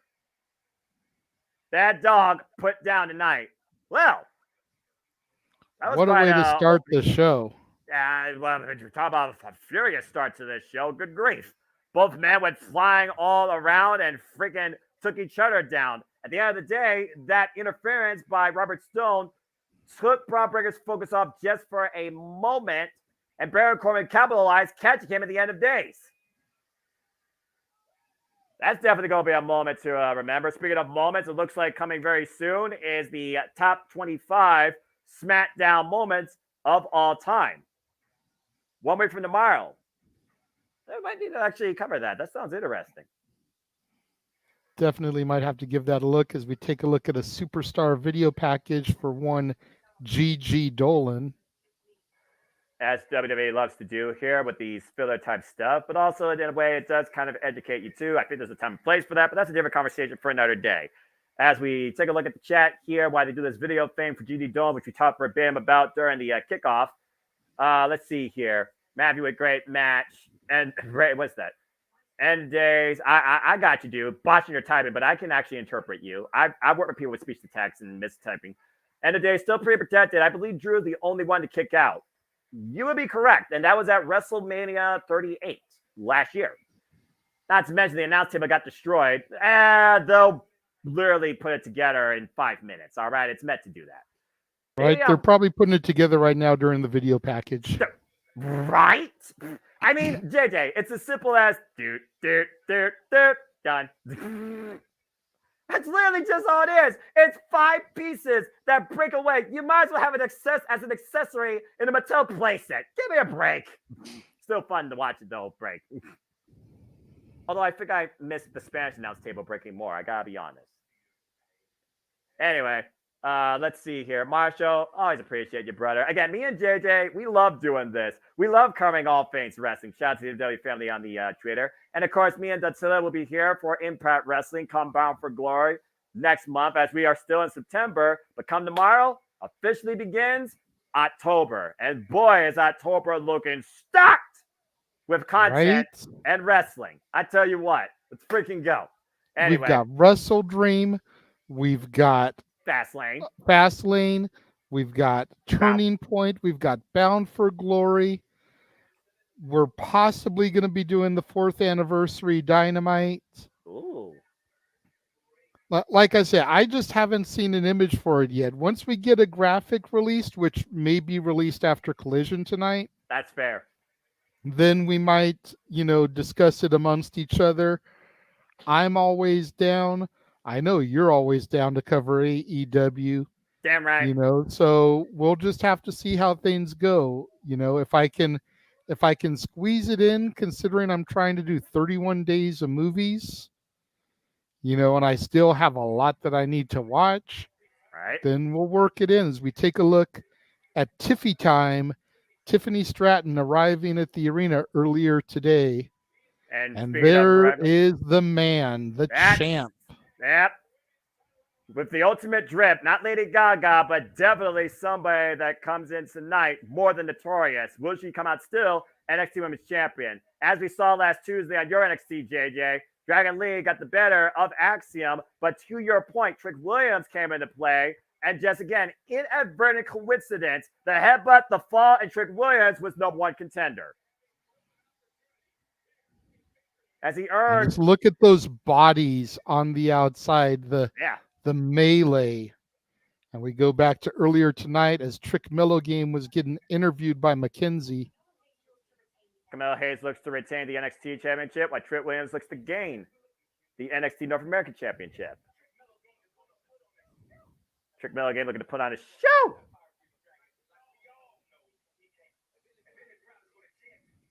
Him.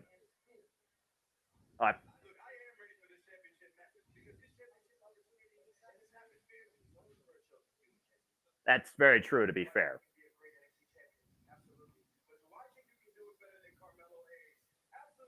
Carmelo believes that Ilya cannot do it better than him. What do you all think? Again, JJ, they're forcing it. Not my fault. They're forcing it. You talking about yourself. They literally said, Trick Mello Game. That's the focus tonight at NXT No Mercy. Despite the fact Becky Lynch and Tiffany Stratton are main eventing, call it what you will. Well, as we continue We're moving going forward, right to that match. Trick Mello Game, Part 1, officially is about to be underway as our special guest referee takes center stage, Dragon Lee. Hey, I like the fact he's got the black and white mask with the stripes. Again, like you said, Dragon Lee last saw on Friday Night SmackDown after the fallout with the United States Championship match with Santos Escobar and Rey Mysterio. Now we know Dragon Lee will be involved in six-man tag team action. Also falling short against Dominic Mysterio, not only on your NXT, but also this past Monday night on Raw for the NXT North American Championship. Now he gets to dictate the future of this title tonight against Trick Williams or for him. I know, we're saying him a lot here when him truly is Camilla Cage, but right now there might be another him just waiting to be crowned.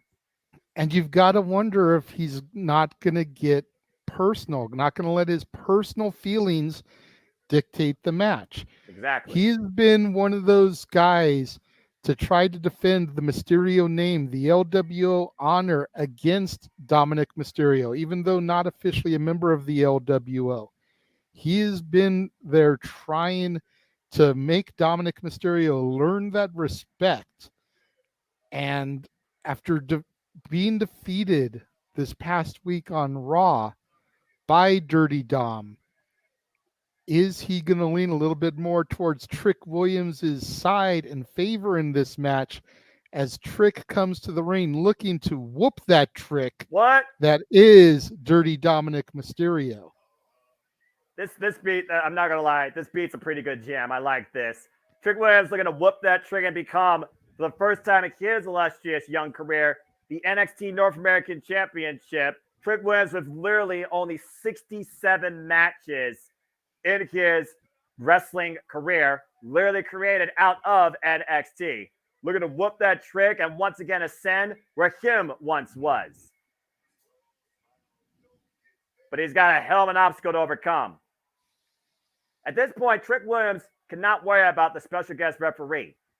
He has to focus on Dominic Mysterio. And even with this whole injury angle, you never, ever, ever, ever count out the Judgment Day or mommy coming to the defense of her son. I mean, that's fair. And I don't think Trick is worried about the referee. Dom is the one who's got to be worried about the referee. Dom is the one who's got to keep his attention on Trick Williams and not let Dragon Lee get into his head. If he allows Dragon Lee to get into his head, he's lost the title before he even steps foot in the ring.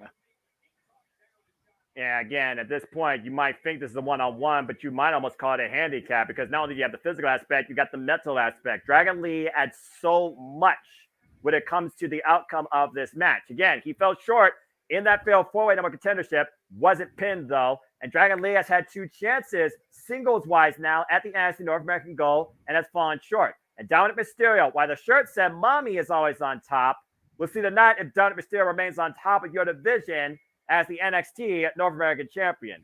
Been champ now for 75 days, and this is his 201st match in his WWE career. As we go down to the introductions, let's take it to Alicia Taylor. You notice Dominic didn't even hand the belt to Dragon Lee. He laid it down. As Dragon The Lee. lack of respect from Dominic Mysterio. He doesn't even respect his own title. You don't respect a damn thing. Except maybe He mommy. respects mommy. Well, mommy would kick his ass. But then again, that might happen behind closed doors for all we know. Whoa. No, nice. They're going to tell. Whoa. Check out the shiner. Mm-hmm. Damn. That young boy got fucked up by Dragon Lee. I'm just calling it as I Yes, see he it. did. Not that he didn't deserve it. Well, And there he goes, throwing it down again, making Dragon yeah. Lee work for it. Well, clearly we know who Bakersfield is favoring here. But again, Dragon Lee, who does he favor? Does he want revenge against Dominic Mysterio? Or would he like to see this NXT North American Championship shine a brighter light with Trick Williams? There's a diamond in the rough! Oh. Shout out the gate. You got me, Kimmy. Bell raise cover. Oh, my Lord. He can be upset all he wants. At the end of the day, Dragon Lee is still the official as he looked for a cheap shot. Oh, wait a minute. The roll out of Trick Williams. Oh, my. That was a near fall as well. Again, Tao Kalei changes hands via pinfall submission inside the ring. But this special guest referee might exercise some discretion, JJ. Might rule out disqualification or countout. He might hold, like you said, he might throw champion's advantage out the window. Yeah, Dominic, you see the way he's getting into things with Dragon Lee. He is letting Dragon Lee into his mentality way too much. Exactly. And immediately trying to remove him from his mentality and take Trick Williams and the audience out of the match as he goes to the outside of the ring. Again, 10 count on the outside. For his Dom title. Right now. What's he doing? Is he just? Oh, come on. He's trying to get the count out, but I don't think Dragon Lee's going to count him out because he knows Trick can't win the belt that way. And Trick knows that too as he wipes him out on the outside. He is not going to let this up. He is not going to let this opportunity slip by him, JJ. There's no way. There's never been a greater chance for Trick Mellow Game. Oof. For both men to be champions tonight here at No Mercy. Well. And crowd chant, we want mommy. Whoa, wow, big clothesline. Trick Williams, immediately went for the cover, but Dominic again rose to the outside. Again, I can't argue, great awareness. Yeah, I was going to say, even though not a veteran by nature, those instincts that he picked up from the Judgment Day, from his dad, rolling to the outside so Trick could not capitalize. Yeah, well, Trick needs to focus. If he's going to whip that Trick, he cannot fanfare to the crowd. Oh! Right in the jewels, that second rope, inadvertently into Trick Williams upright. And Dominic Mysterio, again, to your point, capitalizing. Veteran instincts. Rey Mysterio, Eddie Guerrero, Judgment Day. Again, saying it's his time. He is the face right now of NXT's North American division. Doing it for mommy, doing it for Judgment Day, doing it for himself. Face first in the nuts table. Dominic Mysterio, who's held this title now for 75 days. Again, he has his 6th defense right now. He beat Dragon Lee twice. He has defended it now in NXT, Raw, and SmackDown. And of course, he beat Wes Lee for the title in the first place. So far, mommy is nowhere in sight, and Dominic Mysterio seems to be standing on his own. And to your point, Monday night, he did prove he get the win on his own. But at this point, as a heel, you wonder, okay, one time I did it without mommy. Doesn't mean I have to do it again. I mean, how far is a heel willing to go to keep the championship? Dominic has won more matches on his own than Roman Reigns has since he became champion. Cover. I'm just going to leave it there. Accurate. It's something I could say about Roman Reigns, but I'm not going to because I know I'll instigate the community. And Roman Reigns isn't involved here. Shocking. So, I'm just going to leave that lay where it's at. No, that's okay. Becky Lynch said enough about Roman Reigns this week when she said that the only way you could get a vacation is if you're Roman Reigns. And I acknowledge that comment. As we get back to acknowledging Trick Williams trying to get some momentum here to break the sleeper hold that Dominic Mysterio's got him locked in. Some elbows to the midsection there, but Dom, clubbing shot to the back, drives Trick Williams back to the mat.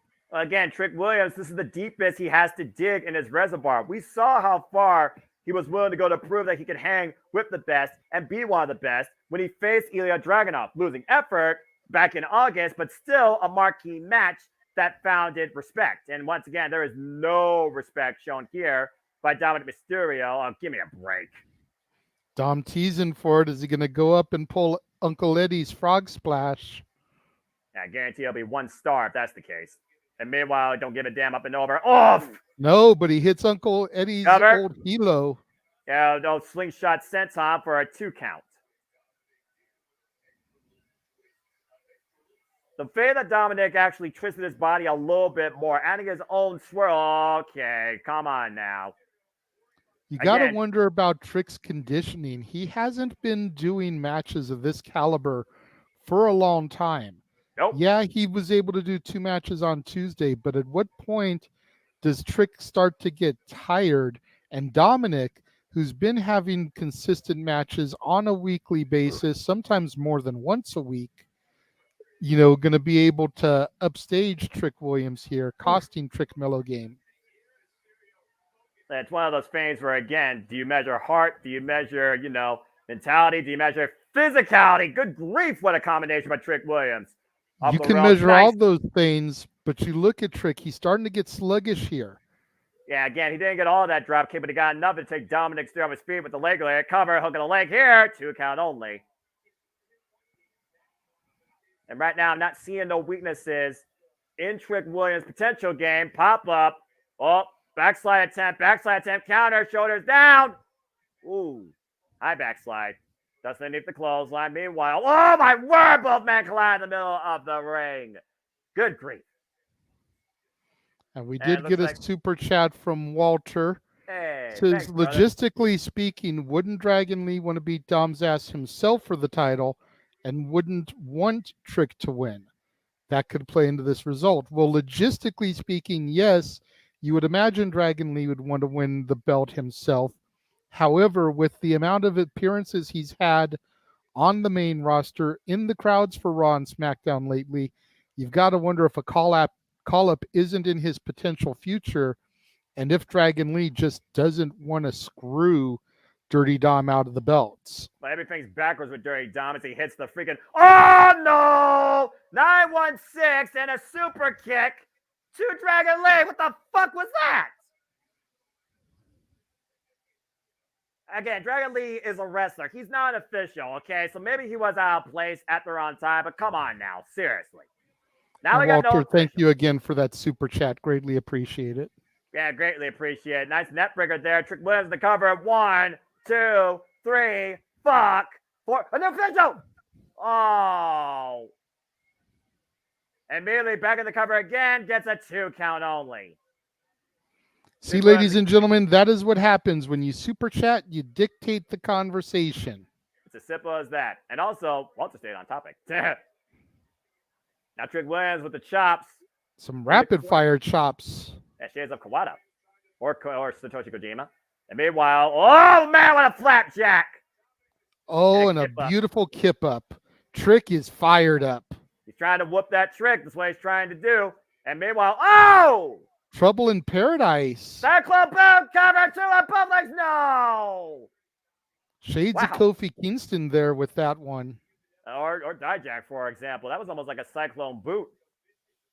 That was quite a we saw the Harlem sidekick there. Shades of NXT commentator Booker T just prior to that. And see Dominic Mysterio once again out of the corner. And both heads collide and both men down in the ring with the other official as Dragon Lee right now rots off that super kick is still out of play. Again, North American Championship on the line. Can only chance hands be a pinfall submission inside the ring, and you gotta imagine this official will enforce count out or disqualification. So this plays more to the champion's favor. It does. Official making sure. What the fuck was that? Oh, there we go. Inadvertent my ass. He literally threw himself in a cab. And meanwhile, oh man. And both men up and over to the floor. Dom Mysterio is literally throwing all the rules out of the freaking book here. Driving Trick Williams into the steel ring post. Traditional steel ring post, might I add. All the tricks not being done by Trick Williams. All the shenanigans being done, dirty shenanigans, by Dominic Mysterio tonight. And now looking to go to the top rope. Oh, come on. Give me a break. Whoa! Misses. Negative Trick 5 trying to stars. capitalize. Got the leg hooked. 2, 3, 4. Get a fucking actual official that can take a bump in here, damn it! Come on! That's 2 times now Trick Williams has had a chance. Uh-oh. And right now, Trick Williams trying to bring Dragon Lee back into play. I don't think he knows that. Whoa, wait, he's got it. Trick Williams off the ropes. Whoa, catch him with a knee. Tie the face. Here's the cover. Get in there, Dragon Lee. 1, 2, 3. He did it. Did it.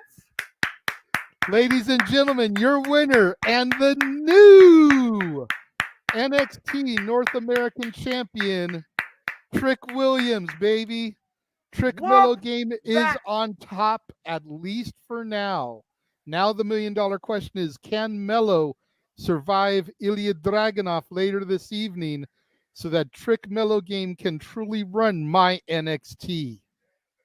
Whoop that trick tonight, JJ. A diamond in the rough shines in the brightest opportunity tonight.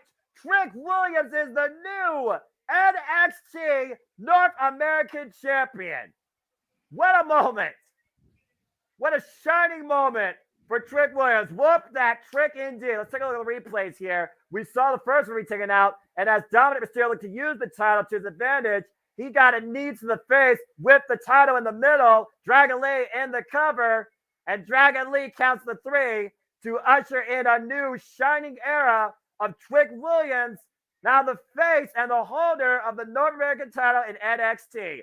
Whoop that trick. Congratulations to Trick Willie. Trick Williams may not be him, but he is finally NXT North American Champion. Congratulations. What a moment. Almost makes you wonder if Mustafa Ali would have dethroned him had he not been released, since he was originally supposed to be the man in this match. Yeah, it is one of those things that, again, the whole bout of what ifs, and again, inadvertently falling in the cover in that fatal 4-way would have been any one of those other men, Tyler Bate, Axiom, or, of course, freaking, I'm blanking on the other guy. Speaking of blanking, I'm blanking on OTM as we're looking at a sit-down meal with the family. What is this?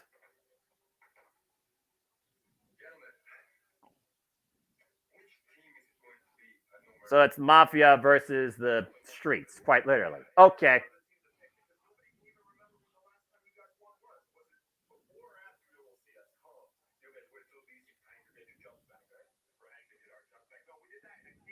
Well, anyway, as we have this little video vignette from last week Tuesday with this sit-down meal at Olive Garden, probably, or some restaurant. I don't know what's in Florida. Sorry.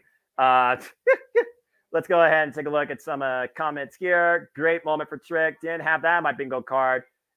JJ, think about a way for convincing me to change my pick. You know what? With the exception of the Blair Kaylani match, which I don't even know if that was official for the no DQ pick'ems. It was. Okay. Then I'm 2-1. I can't believe it. I was going to say, if that wasn't official because we didn't know if that was going to be main or kickoff, then I was undefeated. But I'm 2-1 then, since we are counting it. But still, I'm hyped about this show so far, man. This could be huge for me in those rankings. I can't believe I'm 3-0 right now. Anyway, that's a different conversation. Emmanuel's saying, I think Trick was next in line. And Rage of Wrestling, what the hell, man? Who is 2-0? That's me right now. I'm 3-0. Cape Rare 23 saying, I'm pulling for the family. Forget about it. Cape Rare, come pull up a chair. I agree with you. Brutus looks like he's been having way too many plates of food there. Or filling up on bread. That's how the restaurants get you. That's fair. Again, the Dawn made them an offer they couldn't refuse. Salud. To the fatal 4-way. Salud.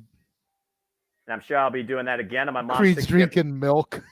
Again, they're collegiate athletes. You know that. They're collegiate athletes. Kurt Angle will be proud of that. Now, whether or not I'm doing a sample or a full glass on my mom's 60th birthday, stay tuned. All right. As we got another commercial, again, I hope everyone's enjoying the conversation, the reactions, and the coverage. Please subscribe, comment, tell a friend. If you want to dictate the conversation, it's donate to dictate at Cassidy 18 Studios. Super chat. It is truly As simple as that. Raymond saying I got the Creed brothers. Matthew saying the Creed brothers. So they are. Again, if Alpha Academy were to expand, Creed brothers, first ballot candidates, please and thank you. Give them the freaking cherry and blueberry tag team championship. Give me a reason to care about the tag team division again. Besides the damn moment, but I digress. And speaking of moments, last Tuesday, Joe Gacy got whooped by Trick in less than 3 minutes. And I think the man about inclusivity feels extremely exclusive on this NXT. Why do you still believe in this man, Ava Rain?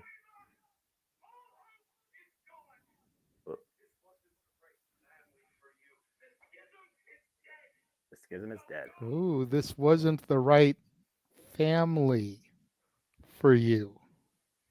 The schism is dead. So says Joe Gacy. What family would be the right family for one Ava Rain? Well, also, what is Joe Gacy's new purpose? Well, as one person looks for a new purpose and another one might look to seek a new family, Tiffany Stratton looks to once again regain her previous property, the NXT Women's Championship, tonight in our main event, as it looks like it's time for not a sit-down, but a four-way, once again, for the NXT Tag Team Championships. As Diamond Mine comes out first. Time for our fair four-way for the NXT Tag Team Championships. The Creed Brothers section out in full effect tonight at Bakersfield, California. And Ivy Nile, of course, in their corner. Diamond Mine in full force tonight, looking to strike it rich. Not with oil, but with the NXT Tag Team Championships. Brutus Creed, Julius Creed, who fought their way back into NXT. And again, they have not been champions since losing those titles in fatal four-way elimination action last year at Worlds Collide when NXT and NXT UK became one. But this is their third chance this year alone under multiple team encounters for the gold. I would say right now, JJ, there's now a more collegially complete tag team in this match than the Creed brothers. I will agree with you for that wholeheartedly. What the hell? Oh, interesting intro here. Angel Garza and, of course, Humberto Carrillo. You might remember them as Los Lotharios. They come in as the team with the most experience, even outside NXT and WWE. 10 and 14 years of experience, respectfully. And in a previous promotion, when they tagged together in 2016 to 2017, they were their tag team champions for over 160 days. There is something right here to Los Lotharios where they very well could take it here tonight. And definitely, ladies, man, if you looked at the SmackDown vignettes of these two, bringing back Great Khali's Kiss Cam for a short stint. Kayla Sparks got caught on that one time, I think. Anyway. Okay. Why do I think I'm going to Grand Theft Auto 6 or back to Palm Beach? This is going to be OTM, Noah. So they're too cheap to afford a lowrider. Got it. Okay. Out the mud. Out the mud and into the budget cycle.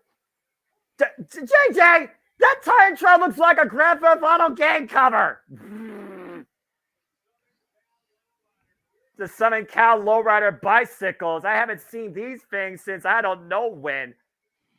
As Reggie is in their corner, these three looking to be out the mud. That is literally a Grand Theft Auto Titantron vignette. You kidding me? These guys aren't even worthy of Grove Street. If you know, you know. These guys couldn't even ride the bicycles. They had to walk them down. Like, what the hell? Yeah. They say you never forget how to ride a bicycle. Did these two never learn? I mean, to be like, fair, did Debo constantly steal their beach cruisers? Like, come on. I'm pretty sure they've suffered enough Grand Theft Auto to the point they're lucky they have the bicycles, JJ, just based on that entrance alone. What the hell? I know Grand Theft Auto 6 is going to be the most expensive game in history at $150, but these guys aren't even worth the freaking diamond pocket change you might find in Reggie's pockets. But speaking of people that are worth something, here come the family. Don't ever press your luck with the family. Tony D'Angelo, Shannon Stacks, forget about it. Did you think they're losing the tag team championships?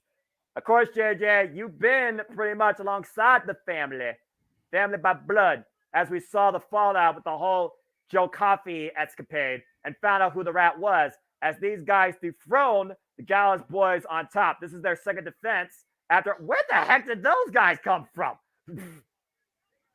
Anyway, as I was saying, these guys are coming into their second defense after overcoming the Dyad. And again, literally just put their straps on the line against basically the entirety of the current NXT tag team division. They've been champs now for 63 days.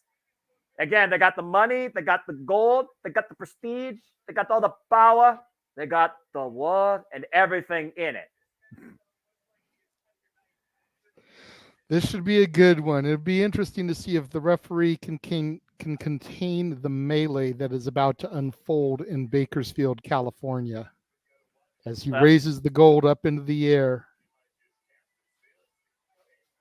Again, I will say this. There's that champion's bravado where you feel like no one can touch you. You can throw everything.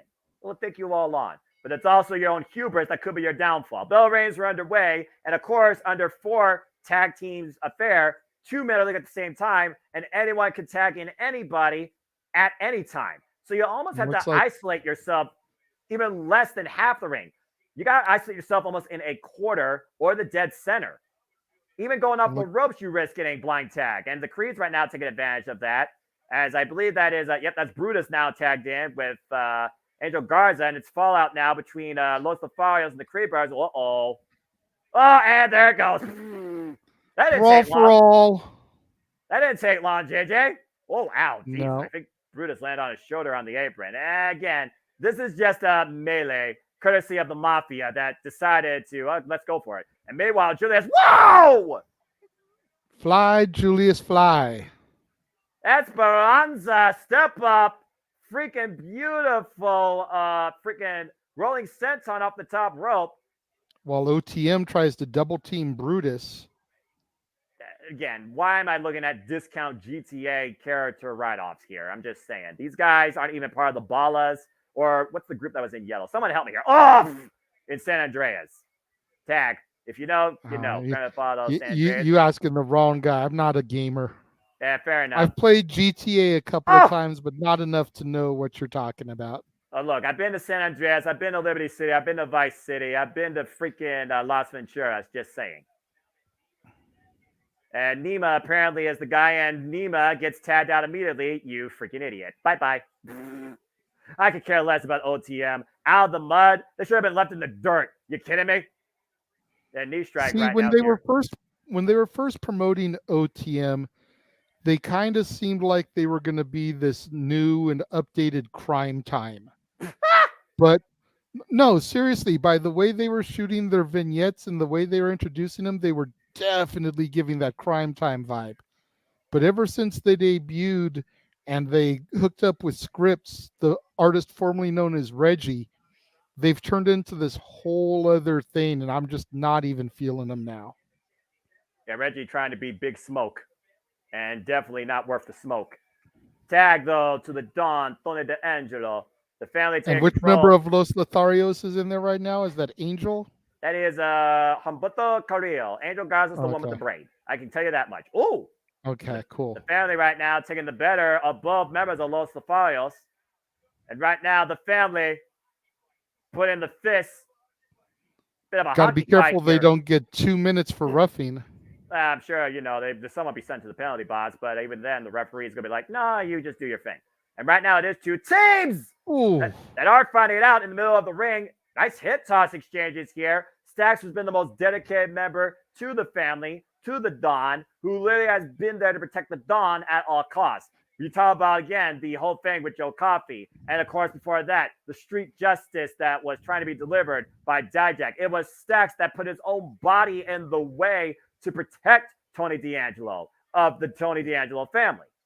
And you've got to wonder, though, how long Stacks is going to be content playing second fiddle, playing right-hand man to Tony D, and when Stacks is going to seize his opportunity to take over the family.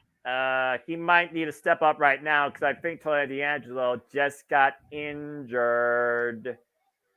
They're pulling him out of the ring. I think he might tweak something. It looked like he was going for, I think, like a Definitely see trainers coming down there to check on him. Was that a double suplex counter that he might have landed on his leg the wrong way there? Oh, dear. And Stacks right now fighting on behalf of the family. The match, I guess, has to continue at this point. But now the champions are at a major, major disadvantage. And again, you hate to see this.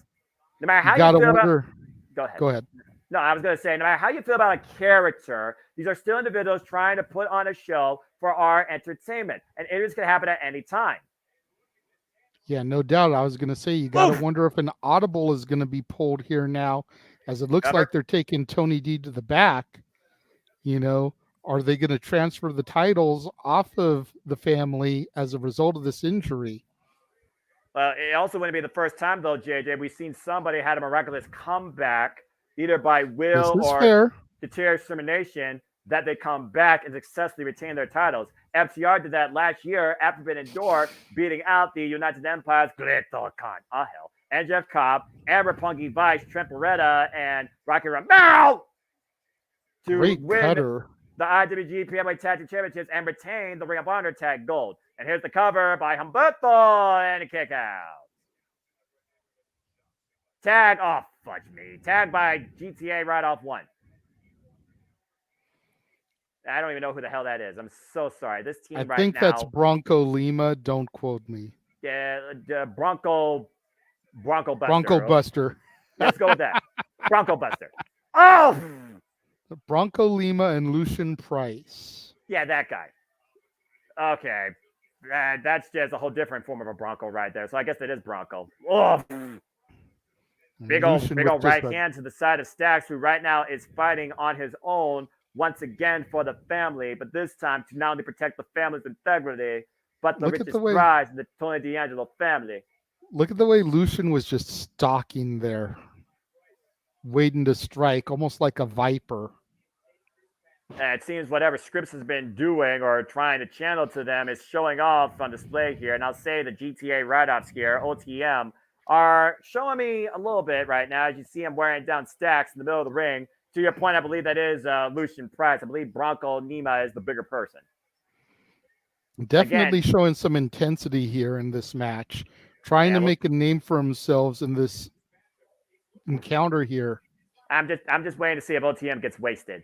If you know, you know. Oh, big forearm shot there. The side of the head. Tag. Stacks was trying to reach to the Creed brothers, get a little bit of a reprieve. Oh, gorgeous drop kick from Ivy Nile, taking Scripps out. And that's what Ivy Nile is there for, to make sure that you don't have people like that getting involved. And meanwhile, what the hell is Brutus? Double axe handle, one for each man there. Yeah, taking down both these giants. Whoa, man! Just smashing through everybody. Jesus! Angel Garza sent up and down hard to the mat. And Brutus being brutal here. Brutus is on fire. Angle lock! Shades of Kurt Angle himself, one of the greatest mat technicians ever. Oh! Some people have literally compared Brutus and Julius. Beautiful body to belly suplex, overhead release to the greatest tag team. Of course, endorsed by Kurt Angle. Of course, I'm talking about Charlie Haas and Sheldon Benjamin. And with the athleticism and the technical ability here by these two, JJ, it is hard not to compare. You gotta be kidding me. No way. No way. Yes way. Julius is a fucking beast. Damn right he is. 2 for 1. Both members of OTM get sent for the ride. That are not their help right down to a half. And will we see new tag champs? Will we see a submission? Oh no. Real breaks it up. Again, save the titles for yourself. You got to do what you got to do. Referee has lost all control here. I actually forgot who's legal. I believe it's Brutus, and I believe it is Umberto.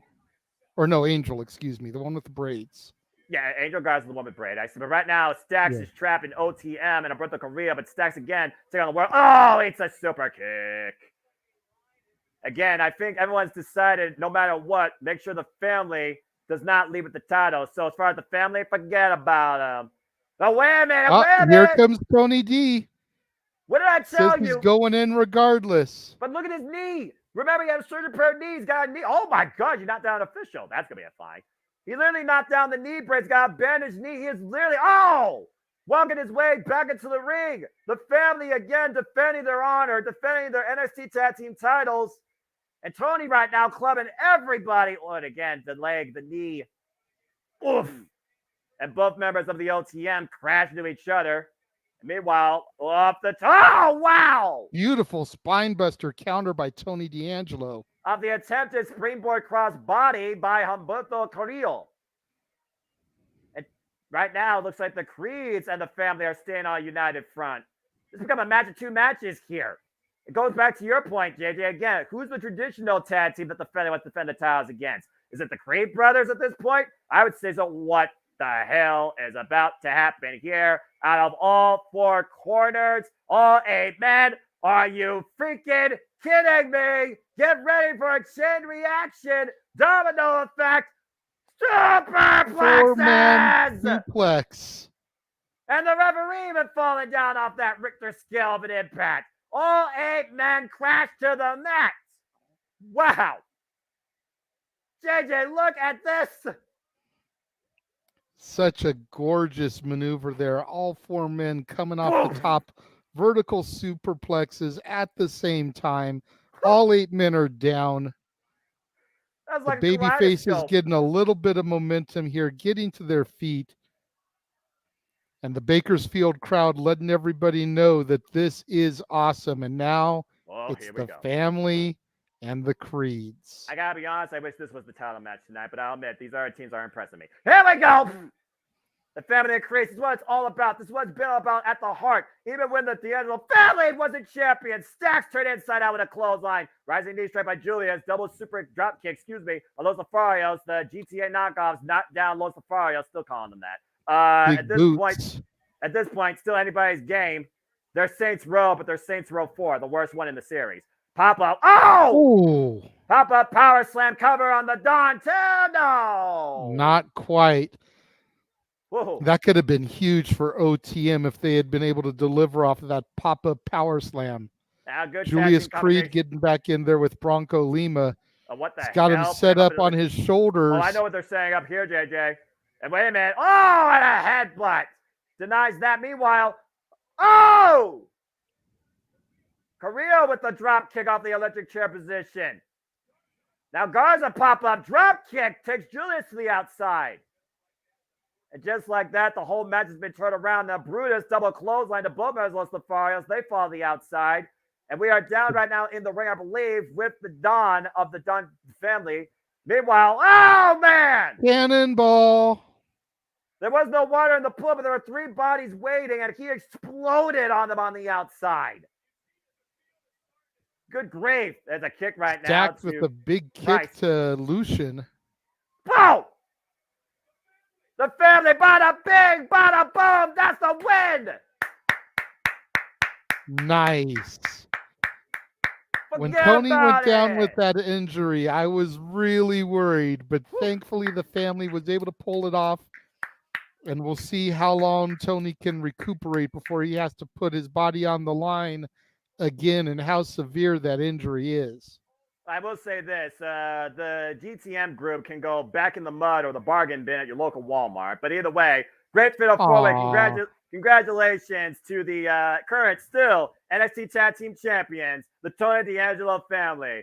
And if you'd fought something else, forget about it. I will say this, Los Lofarios was extremely impressive. This combination of the over-the-top blockbuster into the sliding drop kick. Julius and Brutus, though, were absolute beasts in this match. Look at this. Wham! I see world champion in Julius's future. Oh, bar none. Julius and Chad Gable, please and thank you. Again, off the second rope. Look at Humberto Carrillo. Look at the height. And look at the way, bam!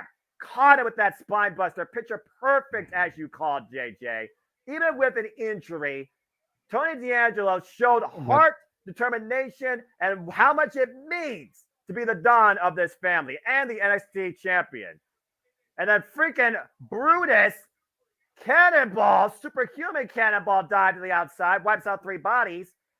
Stacks and D'Angelo, bada bing, bada boom. That's all she asked for you to. Arrivederci. and Stacks and Tony D'Angelo retain still the leaders of not only the Mafia, but the NXT Tag Team Division. That's good. That was good. I'd drink a glass of wine if I had it for that. That was good. That was a fun match. I actually enjoyed that. And if you guys are enjoying our coverage, stay tuned because, again, the next time we come to you, particularly with WWE, start your engines. We're going to be at pole position as we head to Indianapolis, where there will be high-octane velocity, destruction, and maybe finally for particularly Seth freaking Rollins and Shinsuke Nakamura, a finish line. As come next weekend, we bring to you our coverage of WWE Fastlane. There's not going to be no pacer car with this round 2, though, folks. Buckle up. Next week, Saturday, here on the Peacock. Well, as we got a moment to breathe as they do video vignette. Wait a second. I remember those type of TVs. What's this? Bengals. Wait a second. WCW. JJ. Wasn't there a particular guy that was well known to, be a loose cannon, part of WCW, had a few feuds, was a tag team specialist sometimes to a degree? Guys, I think we know somebody that's coming. Yep. Speaking of still to come, look at this. Trick Mellow game. That's what's up. This is what I've been waiting for all night, baby. I know. Trick Mellow game. Trick Mellow game in full effect. Take a screenshot. They are them. He is him. I am me. We are them.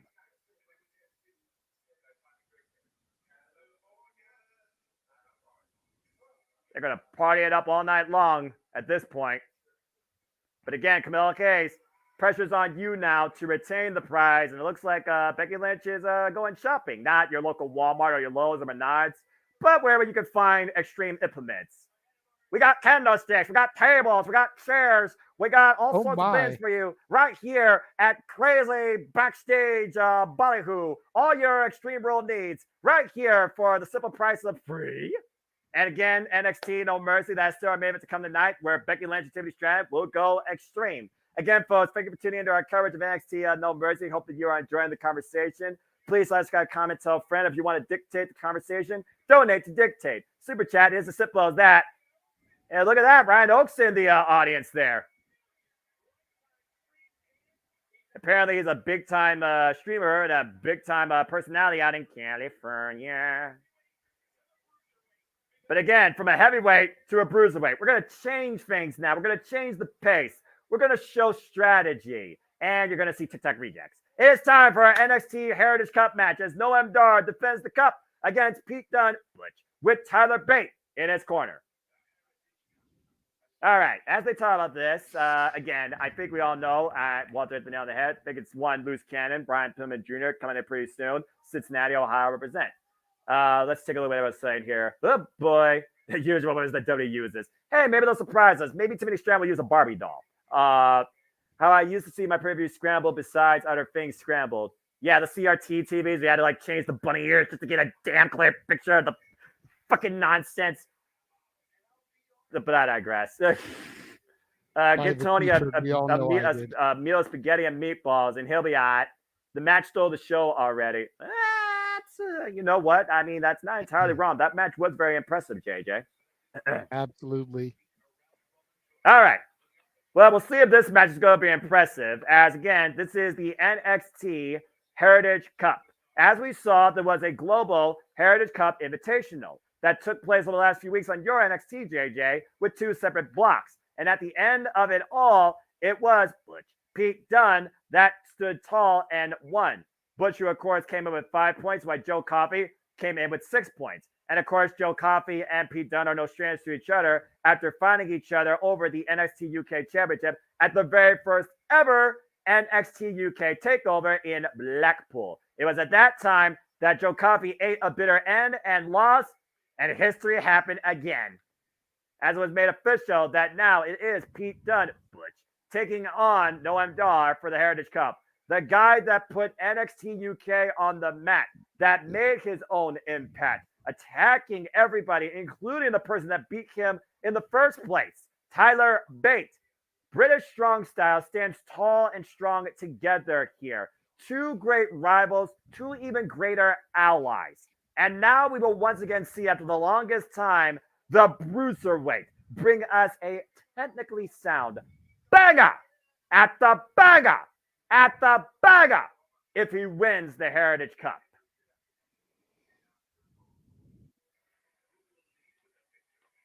But again, we know Noam Dar. He knows how to pull every trick out of the book with his metaphor. Here we go, folks. Oh, that's a different theme. It's fight night. Cornerman Tyler Bate there. Fella! I pray to God that Butch wins this. Me too. Bruiserweight ready to literally snap the fingers, not just the pinkies, of Noam Dar and restore the prestige, the legacy, the tradition of the Heritage Cup here in your NXT. Again, Tyler Bate, great friend of British Strong Style, and honestly, probably Pete Dunne's greatest rival. At the inaugural tournament, it was Tyler Bate and Pete Dunne in the finals that defined NXT UK for the championship. And Tyler Bate won. At the first time the NXT UK Championship was showcased here in America on the grander stage, take over Chicago. These two had an instant classic, and Pete Dunne became the face of NXT UK for the longest time at 685 days. But since then, these two have done nothing but transcend in their career. And at this point, Butch is going to need all the help he could get to outsmart the metaphor and come out tonight with the Heritage Cup Championship. Well, we already saw Trick shine. We're going to see Pete Dunne shine tonight and break Noam Dar. Oh, boy. I think, Walter, again, it comes down to the fact that, again, I look at all things wrestling and I have a passion, even if it is sports entertainment. I do love professional wrestling. Damn it. And I hate TikTok. Worst fan of this generation. But I digress. Oh, God. Last Legend. The other one, the Mouth Disease, Aura Mensa, not sponsored by Listerine. And then the most obnoxious guy you could ever see on your screen, Noam Dar, hook by crook, shenanigans, and tomfoolery to find this guy. And the fact he is the only multiple-time Heritage Cup holder. He has held this thing now 3 damn times. He holds it more precious than anything else in his life, it seems. And again, JJ, let's talk about the rules. In a Heritage Cup match, there are 6 3-minute rounds. 20-second break between rounds. It's technically a 2-out-of-3 falls match. Falls can be scored by pinfall, submission, or countout. When a fall occurs, the round ends immediately. Disqualification or knockout will end the match. After 6 rounds, the most falls wins. But if this match does end in a tie, Noam Dar will retain the Heritage Cup Championship. Let's go down the introductions. Oh, boy. Jesus. Big strong boy. Oh, why you gotta say that? The shame is Rich Holland aren't even down here tonight, all right? Seriously, he should be representing himself. Ugh. The 80s call. They want their fashion appeal back. Looking like something out of the freaking future. Bad sci-fi remake. For real. This Supernova is one of the dark stars of this wrestling industry, in my opinion. It's a very different gravitational effect when Noam Dar is on anyone's screen. Ay, ay, ay. All right, well, here we go. Again, Noam Dar has held this cup 3 times. First won by A-Kid, also held by Tyler Bate, Mark Coffey, and of course, Noam Dar is the only person out to hold it 3 times. He is the 7th holder of the Heritage Cup. Bell raises are underway. Round 1. And 3 minutes are on the clock.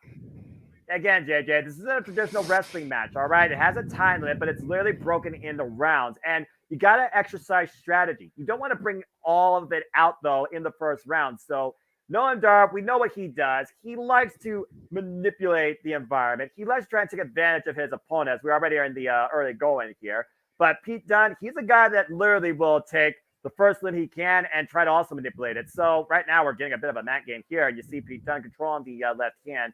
It's almost one of those frames where I do wonder who you think needs to exercise whatever strategy they want to implement earlier, the challenger or the champion. I think Noam Dar needs to come out quick to get something on Pete Dunne here, because if Pete Dunne is allowed to have his devices and work his strategy game, then this may go deep into the rounds, but he's going to dominate as we get deeper and deeper in because of that joint manipulation that he's known for. Of course, we know that Noam Dar has the Nova Rolla, that run-in knee strike, and Pete Dunne, of course, has the bitter end, that sidewind implant facebuster. And so far, both men are one step ahead of each other, pretty even in the early going here as we're just over 90 seconds into round one. The shoulder tackle off there. Oh, here we go. And now we got a kiss the hamstring. Oh! And despite could have took his head off with that kick. Despite Noam Dar and his obnoxious personality, he is a defined striker and also a defined veteran of the industry, just like Pete Dunne. These two, of course, fought out not only across NXT UK, but RevPro. And at the end of the day, here's a very interesting fact that you all might want to consider. Noam Dar has never beaten Pete Dunne one-on-one. Just over a minute to go, and you see the drop down, the agility, speed picking up here. What a clothesline! And to your point, though, Noah, this isn't exactly one-on-one because Noam Dar has the metaphor out there with him. Pete Dunne only has Tyler Bate. And numbers game definitely could come into play, to your point, JJ. And right now you see, Here we go. Am I a guy that enjoys watching people get manipulated and mutilated by people like Pete Dunne? The answer is yes. Yes. I like violence. Oh, and I like this. Oh, God! Stomp right to the hand. And that will definitely hurt that right hand that Noam Dar likes to strike with, especially with cheap shots following rounds that we've seen in the past during Heritage Cup, JJ. And we're just a little bit under. Excuse me, no, we are literally at 15 seconds. Again, you see the way. Oh, my God. Look at the way the wrist is being bent and the arm is being twisted right now. Your arm is not bent to bend like that. That's not a key lock. That's an L lock. Again, the pudge may continue to ensue. 3, 2, 1, end of round one. Oh! What the hell? Again with the cheap shots. Noam Dar is the king of those last-minute cheap shots. And literally knocked Pete Dunne's head off with not just lights out. What a spinning back elbow strike. Pete Dunne couldn't scout that. But like you said, blatant cheap shot. As we're done with round one, no falls found. And we're supposed to have a 20-second break between rounds. Again, Noam Dar's ready. Pete Dunne just now getting on his feet as Noam Dar throws himself into Pete Dunne. Nice German suplex release. Overhead, over shoulder. Looking to follow up. Oof. And right in a clubbing shot. And flips over. Here's the cover 2 for the first win. No. Kick out. And this round now, Pete Dunne's coming in on the back burner, JJ. He probably don't even know where he is. That's fair. Tyler Bates got to try to get his man back up and functional, but without risking a disqualification for him. And right now, draped over across the second rope, and Noam Dar, oh, fight was going to go for DDT instead of the strip, kick in the shoulder blade, cover again, 2 count only. And Noam Dar knows that he's in control here. I swear this clock's moving faster than I can actually read it. We're down to 2 minutes and 15 seconds already in round 2. Again, Noam Dar won the Heritage Cup for the 3rd time against Nathan Frazier, and it took all 6 rounds to do it, JJ, back in NXT Heatwave that we covered. Oof. Yes, it did. And again, Pete Dunne's got the arm and the hand again, wrenching it over the shoulder. Oh, went for the kick. Oh, and again, pinpoint elbow strike, top of the head. Another big kick to Pete Dunne. Drives to the corner, but Pete Dunne looking to fall in. Takes Noam Dar off his feet with a forearm. Forearm smash. Again, thank you to everybody across the Multiverse media for tuning in to our live watch-along coverage and content. Please like, subscribe, comment, tell a friend. We appreciate all of you. And at the end of the day, we are here for you. And thank you. Oh! Again, the Heritage Cup Championship is right now on the line. No falls yet. We are in round 2. Pete Dunne once again back in control. Nice Shining Wizard, but Noam Dar driven into the ropes. Again, preventing potential decision, and we are down to 1 minute and 12 seconds. Notice the way Tyler Bate kind of backed away from Noam Dar there. Again, he doesn't want the referee to try to disqualify him and cost Pete Dunne the match. For a guy that's literally worked with the likes of Sheamus and other people, there's a little bit of brawling happening here with Pete Dunne. But you see them at 4 once again distracted by, oh, come on! This fucking mouth disease or mental with the cheap shot. And now Noam Dar, Nova Roller connects. You gotta be kidding me. Here's the cover. 2, god damn it. And Dar scores the first fall in round 2 with the help of the TikTok reject group. Unbelievable. Ah! And now we are at 1-0 and the champion with full advantage. Josh Again, with the $2 super chat real quick. Go ahead. Says hashtag Multiverse Joya. Noah, you behave yourself with his brutes. Young boy, go to bed. See you on open mic night. Anyway, oh! Again, friggin' Pete Dunne went night-night off that Nova Rolla, that strike to the face, courtesy of Ora Mensa. That was a team effort. I don't give a damn what anyone says. We're in the round 3 right now. And again, looking to follow up. Pete Dunne off the ropes. Whoa! Ooh. Got enough. Thank you for that super chat, Josh. Appreciate it. Yeah, appreciate it, Josh. You're all right. Got caught with a pump kick. Meanwhile, strike to the midsection. Nolan Dar looking to follow again. Pete Dunne trying to pick up speed. And oh, my! Both men just got ran over in the middle of a freaking intersection there. I'm not sure what both of them are going for there. It looks like both of them just threw each other unconsciously. And time is ticking away, and Noam Dar is in the dominant position. He is up 1 fall, meaning if this goes to 6 rounds, he would win by default. That's fair. And to be honest, Noam Dar has been in the dominant position all match so far, which has very rarely gotten some momentum going here. Well, momentum is one thing, but I do think Pete Dunne, Butch, has unleashed more offense against his opponent versus Noam Dar. It's almost like wrestling smart versus hard. Good grief, what a moonsault. Right in front of Metaphor. And again, clock is ticking. Again, think smart, work smarter, not harder. That's a philosophy I know some of my people do at work. And again, you see right now the outside influences trying to get involved here. Pete Dunne has to focus on what is important. Again, the seconds are ticking away here consciously. And wait a minute, he's got a roll on top of both legs too. Ooh. Almost stolen. The numbers advantage of the Metaphor coming into play there with 3-on-1 on the outside. Oh! And think about taking advantage. Dar just took advantage of Pete Dunne with the attempted moonsault, kicking him perfectly in the midsection. And looking for another Nova Rolla. Oh! And eats a forearm for his troubles. And now Pete Dunne looking to hold Noam Dar up. Bitter End connects! Can he get it here? 1, 2, we are tied up. Good. I feel better now. Yeah, how you feel about that, TikTok rejects? Well, either way, right now, we are literally at the halfway point of this match. Both men have a single fall. We are literally halfway through this Heritage Cup. 3 rounds left. Look again at that moonsault. Yeah, again, the beautiful moonsault by Butch. And you see right now, BAM! That that freaking bitter end to this round for the Metaphor. Walter, to answer your question, the lady in pink is Lash Legend, and I believe the one with the orangish hair and the silver is Jakara Jones. Yeah, look up see how many people remember those names, just saying. And right now, Pete Dunne, the ground and pound with the forearms to the side of the head of Noam Dar. Relentless assault here. A knockout would mean that Pete Dunne would win the Heritage Cup. And Tyler Bate is extremely excited about this. Noam Dar able to cover up. Pete Dunne unloading. He's fired up, but Noam Dar able to grab the leg there with his legs. Can he flip him down into submission? Again, Pete Dunne. Oh, wait a minute. Oh, there we go. Whoa. Great counter by Noam Dar there.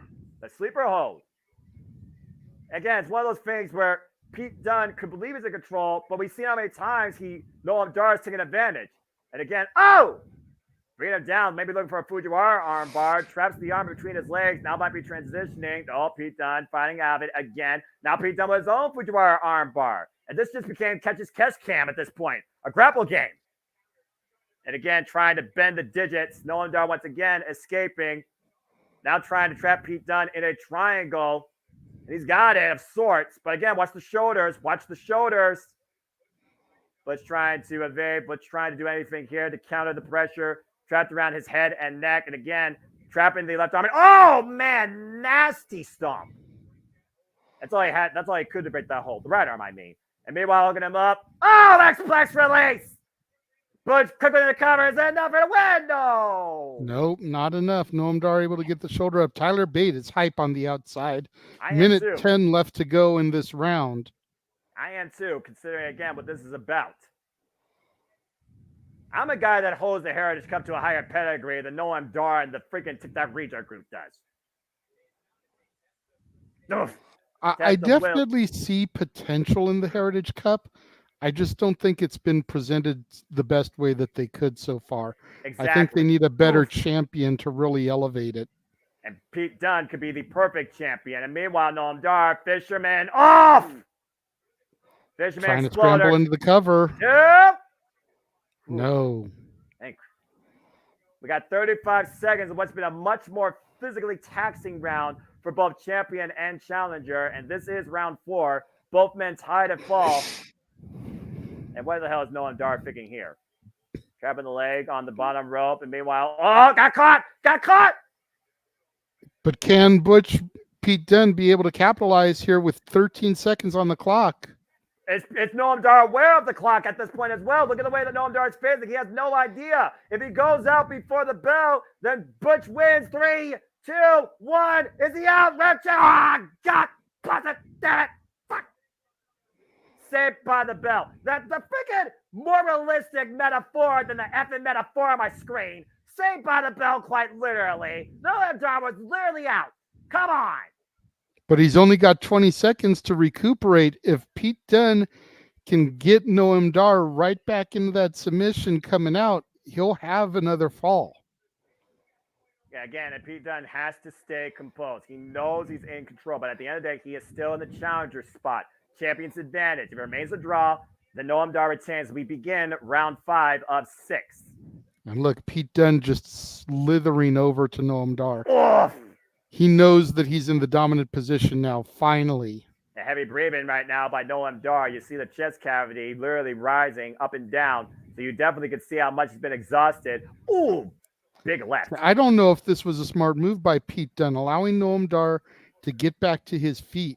He should have jumped right on him when that bell rang and tried to lock him back in that submission, get him to tap out or pass out. Yeah, and again, Pete Dunne's got to keep his emotions in check, too, as he just wound away with him inside the ropes. Again, referee discretion. Got a 5 count. And we're right now at 2 minutes and 12 seconds here in round 5. Might be looking for another bitter end. Ooh. Caught with a knee strike. Right underneath the jaw. Oh, and collapsed the chest cavity, and Butch is down. I repeat, Butch is down. And right now, we are just a little bit under 2 minutes. And meanwhile, Butch trying to come back in again. Oh, no! That spinning flashback elbow strike cover! 2, not like this! Oh, God! Pete Dunne barely gets the shoulder up. Boy. Wow. Take another look at this. Bam! My gosh, that was a knockout shot and a half. Pinpoint perfect with that flash effect of a back elbow strike, spinning back elbow strike right to the jaw of Butch. And again, there will be no sudden death. If we go the full 6 rounds, it remains 1-1. Noam Dar will retain. Not like that with that freaking rising knee strike up in the corner, running rising knee strike. And again, Butch, I'll use the actual names for now. Butterfly superplex! Off the superplex cover. 2, no! We're under 60 seconds in round 5, JJ, and we are literally getting close to the deep end here in this Heritage Cup match. Yeah, if we can slither their way through the rest of this round, the last 45 seconds, it'll literally be next fall wins. Or 3 minutes that's of going to survival. And that's going to be dangerous for Pete Dunne because Noam Dar is so Oh, God! sneaky. To your point, drop freaking head first on the apron, brainbuster, and now falling in the cover too. No! How the hell did Butch kick out of that? We're at the 15 seconds right now.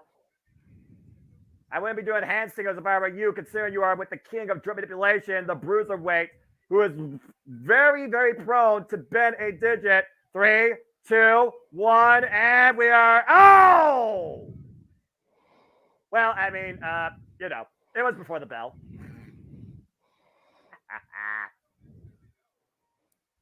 That was right to the right arm, too. He literally could have hyperextended a muscle there. You see Last Legend right now, or excuse me, left arm there, and also checking the fingers, trying to maybe build a stint or a brace of those fingers there, similar to what Jeff Cobb did with Will Ospreay when his fingers got smashed with David Finlay's shillelagh last year. Anyway, JJ, like you said, this is it. This is round 6. Again, Pete Dunne has to score a fall here, or Noam Dar retains.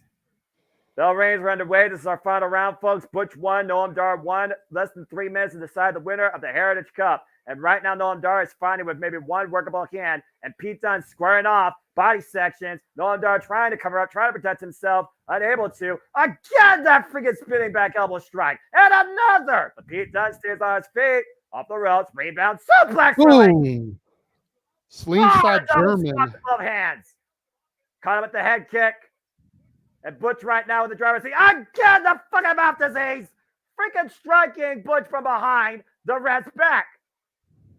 And Noam Dar did see it. And taking the mouth guard out of Butch's mouth, which prevents a potential knockout. Nova Roller connects. Not like this. Cover 2 and no. Pete Dunne somehow, some way digs deep and is able to kick out. 2 minutes left. And trying to bang weapon out that friggin' mouth disease. About that time, vaccine him, execute him, I don't care. Pop and bang connects by Butch. Pete Dunne, double underhook. Tyler Driver 97, cover 2, no! Come on! And Noam Dar, I will give Noam Dar credit. He is showing incredible resilience. Bitter end counter, meanwhile the roll through into possibly the knee bar. And we're looking for the knee bar right now, 90 seconds, but you see Butch rolling through. And now trapping the arm. And look at the hand he's got. Make a wedge. Bang! Oh, God. Did you see the way those fingers snapped wide? I did, and I cringe every time. Connects! Bitter end connects! Cover! 1, 2, no! Oh, man. And again, back to the arm. With over 60 seconds left. Drip manipulation on the right hand now. Make a wish, Noam Dar. Wish that you can survive with the. Wait a minute, what the fuck? Gallus! It's the Gallus boys. Of course, the Gallus boys. No love lost in British strong style. And Butch realizes it over the top of the plunge. Wipes out Wolfgang and Mark Coffey. Remember, Butch beat Joe Coffey in the finals. And now all the friggin' TikTok readers getting involved. Joe Coffey! All right, bets for the bells. Just gets clothesline. You son of a bitch! Noam Dar crawls into the pinfall. Noam Dar in the cover. 1, 2, 3. Dar retains. Dar steals it again. Damn it!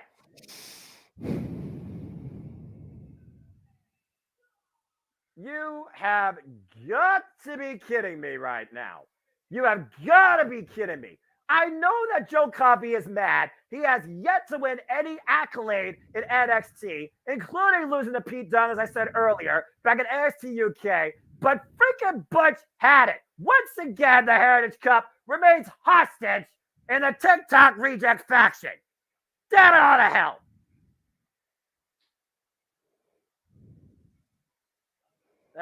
Unbelievable. Let's go ahead and go back to the replay here. Like you said, JJ, out of nowhere in the last round, the Gallus Fum, Wolfgang, and Mark Coffey wiping out Tyler Bate. Butch went to the aid of his friend, caught him with a pump kick, and then Joe Coffey, wham! Aura best for the bells. Discus clothesline. And then freaking everybody got involved. Rep never saw it. Sees Noam Dar hooks the leg for the cover, and Noam Dar retains. Dar escapes once again. Noam Dar is still your holder of the NXT Heritage Cup Championship. Well, all right. As we have another break here, folks, we hope that you are tuning in and enjoying the action so far. I'm not going to lie, I got a little bit under the car there. I'm still a little bit hot because, damn it! Anyway, yeah, I agree, Raymond. That kind of was bull. Matthew also agreed too. Congratulations, Walter. You got a point. Sometimes being right absolutely sucks. Well, that concludes our Heritage Cup, and I believe with that, we only have our two main events, I guess you could call it, left for the NXT Championship and the NXT Women's Championship. Again, I hope that you all are enjoying the conversation, the fun, the reactions, the coverage. Please like, subscribe, comment, tell a friend, super chat, or give a super sticker at Cast at the 18 Studios. And again, if you want to dictate the conversation, donate to dictate, super chat. It is truly as simple as that. As we always do these things live with all the biggest pay-per-views and all the biggest shows across NXT, WWE, AEW, Ring of Honor, and Impact Wrestling, and sometimes even NJPW. We'll definitely talk to you more about the upcoming schedule, not just for October, what's officially now known on Open Mic Night, as well as we continue our Saturday shenanigans through the night after NXT No Mercy concludes. Yeah, the damn Gallus firm. To get everybody up to speed on what's happened so far, Kalani Jordan took a chance against Blair Davenport, fell short, and Blair Davenport won. But Gigi Dolan came back after the match and assaulted Blair Davenport. So it looks like there is still no love lost with those two after that sneak attack that prevented Gigi from being on action here in the first place. We also saw in our opening bout, thanks to the inadvertent assist of Robert Stone, that Baron Corbin was able to hit at a daze and beat Braun Breaker.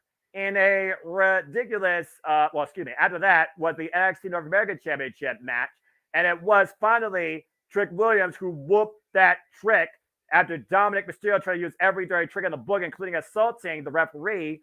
Trick Williams is the new NXT North American Champion, and we also saw the family fight injury and maintain the NXT Tag Team Championships in fatal four-way action, overcoming the OTM, the other teammates, the Creed brothers, and Los Lotharios.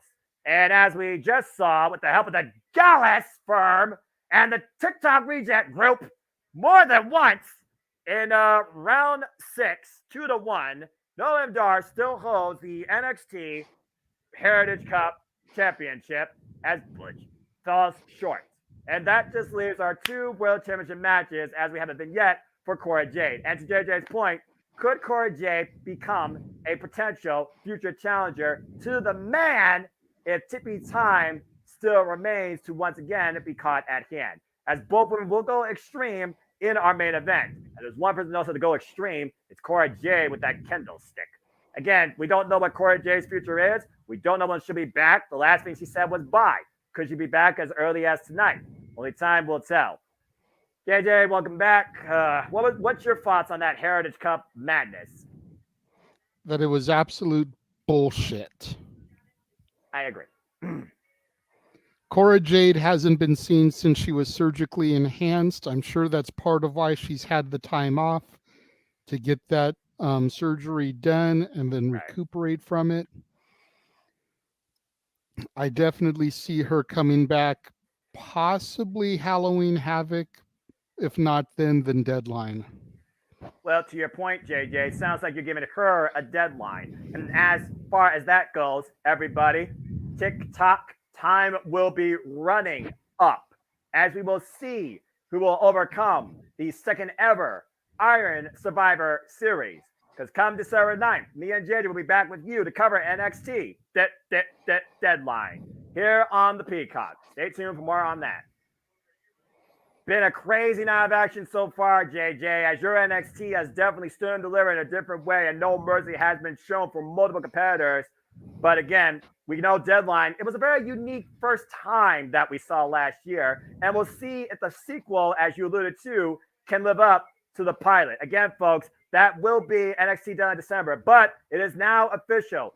2-week special event, and it starts Tuesday, October 24th and the 31st, Halloween of all things. NXT will bring us Halloween Havoc. So stay tuned for more details on that. But before we get there, it's time for one half of what truly is a double main event, as we will see if them stays to be. Trick Mello game on the line. Will him not miss once again, as Carmelo Hayes goes one-on-one with Ilya Dragunov for the second time, defending the NXT Championship. JJ, it was 2 months ago that we called Carmelo Hayes' best NXT match to date, the greatest challenge to his career, and another incredible showcase by Ilya Dragunov. He came this close to winning against the buzzer. But once again, Carmelo Hayes did not miss. And many people think that one spot, Torpedo Moscow inadvertently into the NXT Championship held by Trick Williams, is the only reason Ilya Dragunov lost.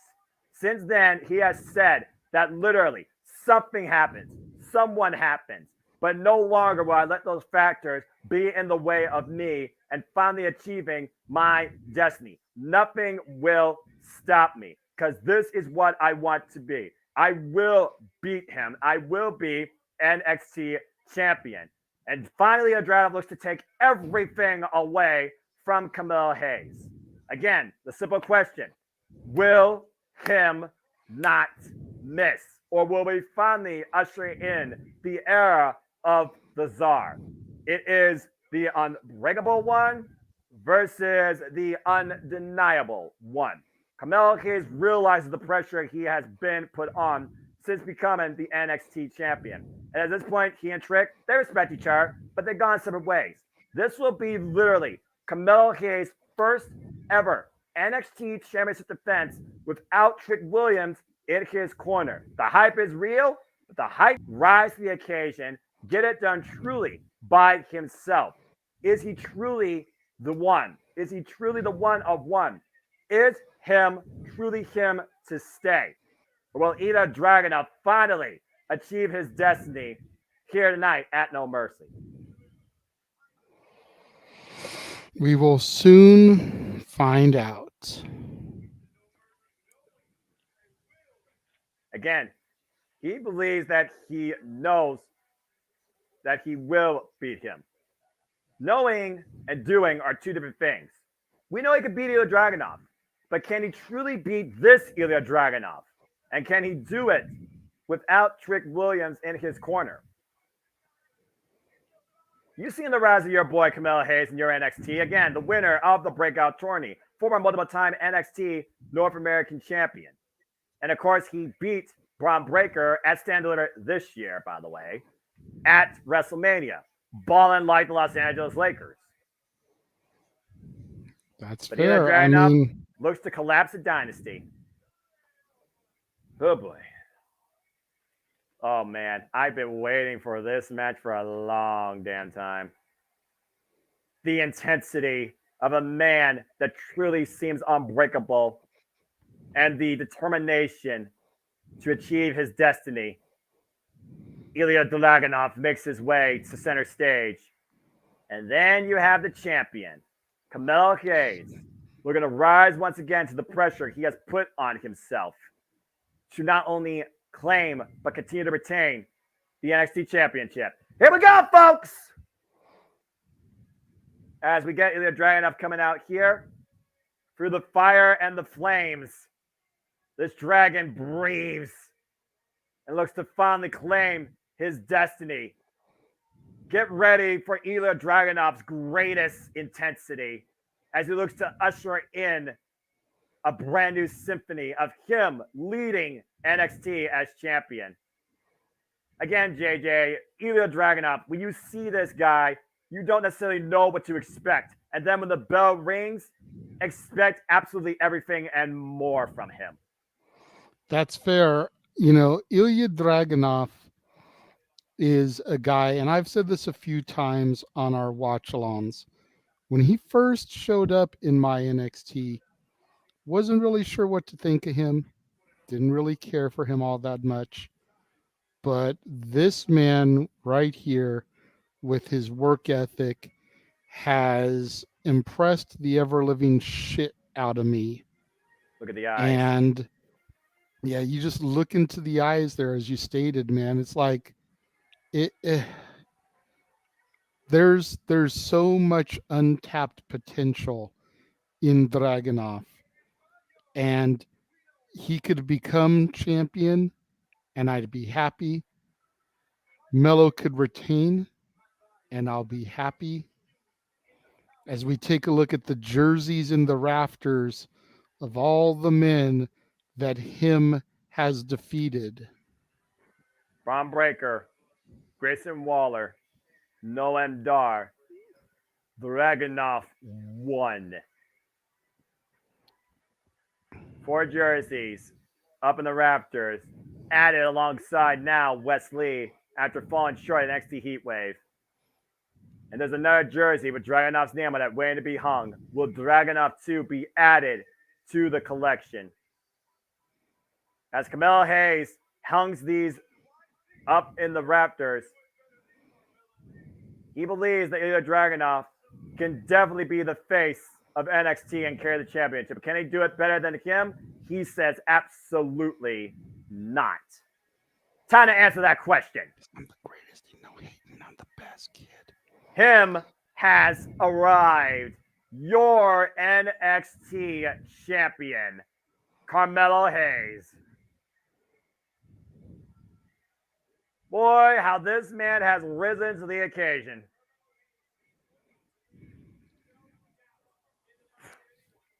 At I this love point, his JJ, fucking music. Yeah, I know. I don't blame it. It is so fucking awesome. You know what? I'll say this. There's at least 5 tracks that are awesome in WWE. So great job, Def Rebel. You did something right for once in your life.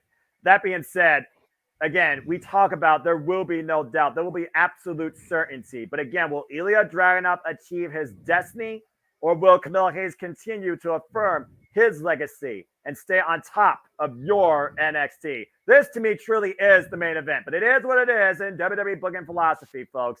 Ilya Dragunov, Camille Hayes 2, NXT North American Championship. Will him not miss again? Let's go down to Alicia Taylor for our introductions. Oh boy.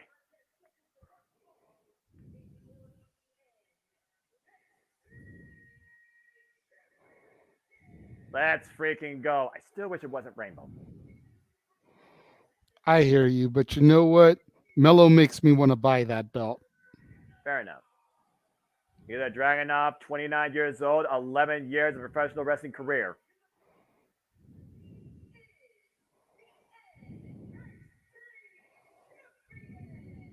He is him. Carmelo Hayes, 29 years of age, 9 years of his wrestling career. It's not the main event, JJ, but damn it, it might as well be. Are you going to do it? You want me to? I'll do it for this one. You can do it for the actual main event. Then do it. The belt being held up in the air by our official for this contest. We see the graphic across our televisions. Bell rings, and here we go. Jesus! As soon as you said go, a boot went right in the face of Carmelo. And this is going to be a physical war. There is no other way of saying this. Get ready, folks, for a freaking marathon of a physical clash here. The last time these two met, their match went, get this, 24 minutes. I guarantee you they're going to try and surpass that. But Ilya Dragunov might do everything possible to show no mercy in a quicker fashion. Jesus. Yeah, this is going to be a knockdown, drag-out match. This is going to be a slobber knocker. Again, we are going to see the most intense Ilya Dragunov we've ever seen. More intense than against Dijak. More intense than against Walter Goofer. More intense than against Braun Breaker. Again, perception is everything in this industry. Even Undertaker said that. But he thinks that Carmelo Hayes worries too much about that. And could be one of his weaknesses. Again, who's under more pressure right now? Is it the champion or the challenger? Oh! Dragunov came out of the gates spewing fire, and so far Carmelo Hayes hasn't used one single shot yet. In the weight slot. And we're only in the first quarter, by the way, folks, of this friggin' all-star game. Oh yeah. That elbow strikes. Again, listen to the impact of everything Ilya throws at Carmelo. You hear it. Mm-hmm. And right now, Carmelo Hayes looking at the right. Hits an arm boot again, driven to the floor face first. But again, Ilya has to remember, title can only change hands via pinfall submission inside the ring. He has the intensity, but does he have controlled chaos that can allow him to achieve his destiny? And right now, Hayes looking up. Oh, my! Great spear. And literally, what a takedown by Carmelo Hayes. Now well away to the Dragunov here. And Carmelo Hayes trying to bring his game to the court. Oh. And Melo needs to try to keep his emotions in check, even though he will retain the title if he gets disqualified. Oh. He doesn't want to give Dragunov the mental advantage. Again, Carmelo Hayes needs to know what he's in for here. He needs to know that either Dragunov was going to come in hot out of the gate. He has to, like you would say, weather the storm. And so far, he's done that, and he's taken advantage. Big shot to the side of the head. And again, I also wonder how much wear and tear has there been put on Carmelo Hayes since Great American Bash. Again, the physical toll that Carmelo Hayes went through with Ilya Dragunov isn't like anything in his career. And meanwhile, Constantine connects. God. Inside out, upside down, every way all around off that ridiculous clothesline. Look at this, JJ. You saw him going off the ropes. Meanwhile, wham! Good God. That is beautiful. Boom! Jumping senton. Great momentum gain here by Ilya Dragunov in the early going. And Carmelo Hayes, once again, back on the back burner. Whoop! Watch out, ref. Again, what does he call himself? Umba Simpar, unbreakable. Pain is inevitable. Suffering is optional. And he already proved that he can be the last man standing, as we called at freaking, what was it? Vengeance Day against Dijak. Oh! Look at the Dragunov assaulting there with those rapid fire chops before that big kick to the back of the neck. And you and I talk about all the time. It's the shots you don't see that are the worst because you can't scout them. Exactly. Shaman's Harvest said it best. You never hear the shot that takes you down. Again, we're in Texas. Last time these two met. Now we're out in California. We went from the home of the freaking Astros to the Lakers, even if we're not necessarily in LA. We're in their state. Oh, man. Well, the last time Melo was in California, he was victorious, becoming the NXT champion, defeating Braun Breaker at Stand and Deliver. Yeah, but right now he's not standing and delivering tonight. He is literally out on his feet and on the floor. He's dragging up, unleashing, and showing no mercy here tonight. And Carmelo Hayes got to be dazed at this point, literally. He's probably seeing stars. Again, he's there right now, maintaining control. Just strikes the head. And he's asking Carmelo Hayes to get up. He wants Carmelo Hayes to fight him. That's another thing about Ilya Dragunov. That is about testing his unbreakable resolve. Oof. God. Tried to fight back. Took one shot. And that finally took Ilya off his feet for a moment. But again, Carmelo Hayes, the worse for wear. Carmelo Hayes, the 28th NXT champion in this company's history. I'm talking about all the way back from the beginning when it was first won by Seth freaking Rollins. And has held the title now for 183 days, defending against, we saw those jerseys, Braun Breaker, Grayson Waller, Wes Lee. He also defended against Baron Corbin, which I guess didn't really matter, on NXT TV. Oh, God. Ilya Dragunov, of course. Oof, the guy that beat... measuring him. Yeah, look at these measured shots. Ilya Dragunov, the guy that beat the seemingly unstoppable, as you alluded to, James.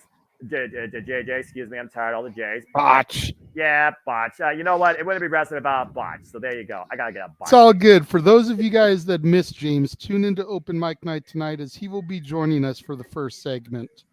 Yes, indeed. The birthday boy will be in the house. Will a new NXT champion be in this house, to say the least? That's still yet to be determined. Oh, and again, Or will those Trick shots. Mello game continue to dominate my NXT? But you digress. Again, that's what that is literally what we're trying to find out here tonight. And again, Ilya Dragunov constantly on the assault. Whoa! Carmelo Hayes stopping that shot, though. Oh, look at the determination of the NXT champion. And now the champion trying to fight back. Relentless resolve. The big chops in the corner. Driving the Dragunov to the opposite side of the ring. And these are big, wide end chops. Open to the chest. Ooh. Again, I don't know if throwing hands with Ilya Dragunov is the smartest strategy. I'm just saying. Yeah, I don't think so. Oh! A unique variation of a headbutt there, pulled in for it. And again, Ilya Dragunov once again fighting back. I don't think you're going to win a striking affair with Ilya Dragunov. Oh, wow! He just slapped him in the next week. What an exchange! Woo!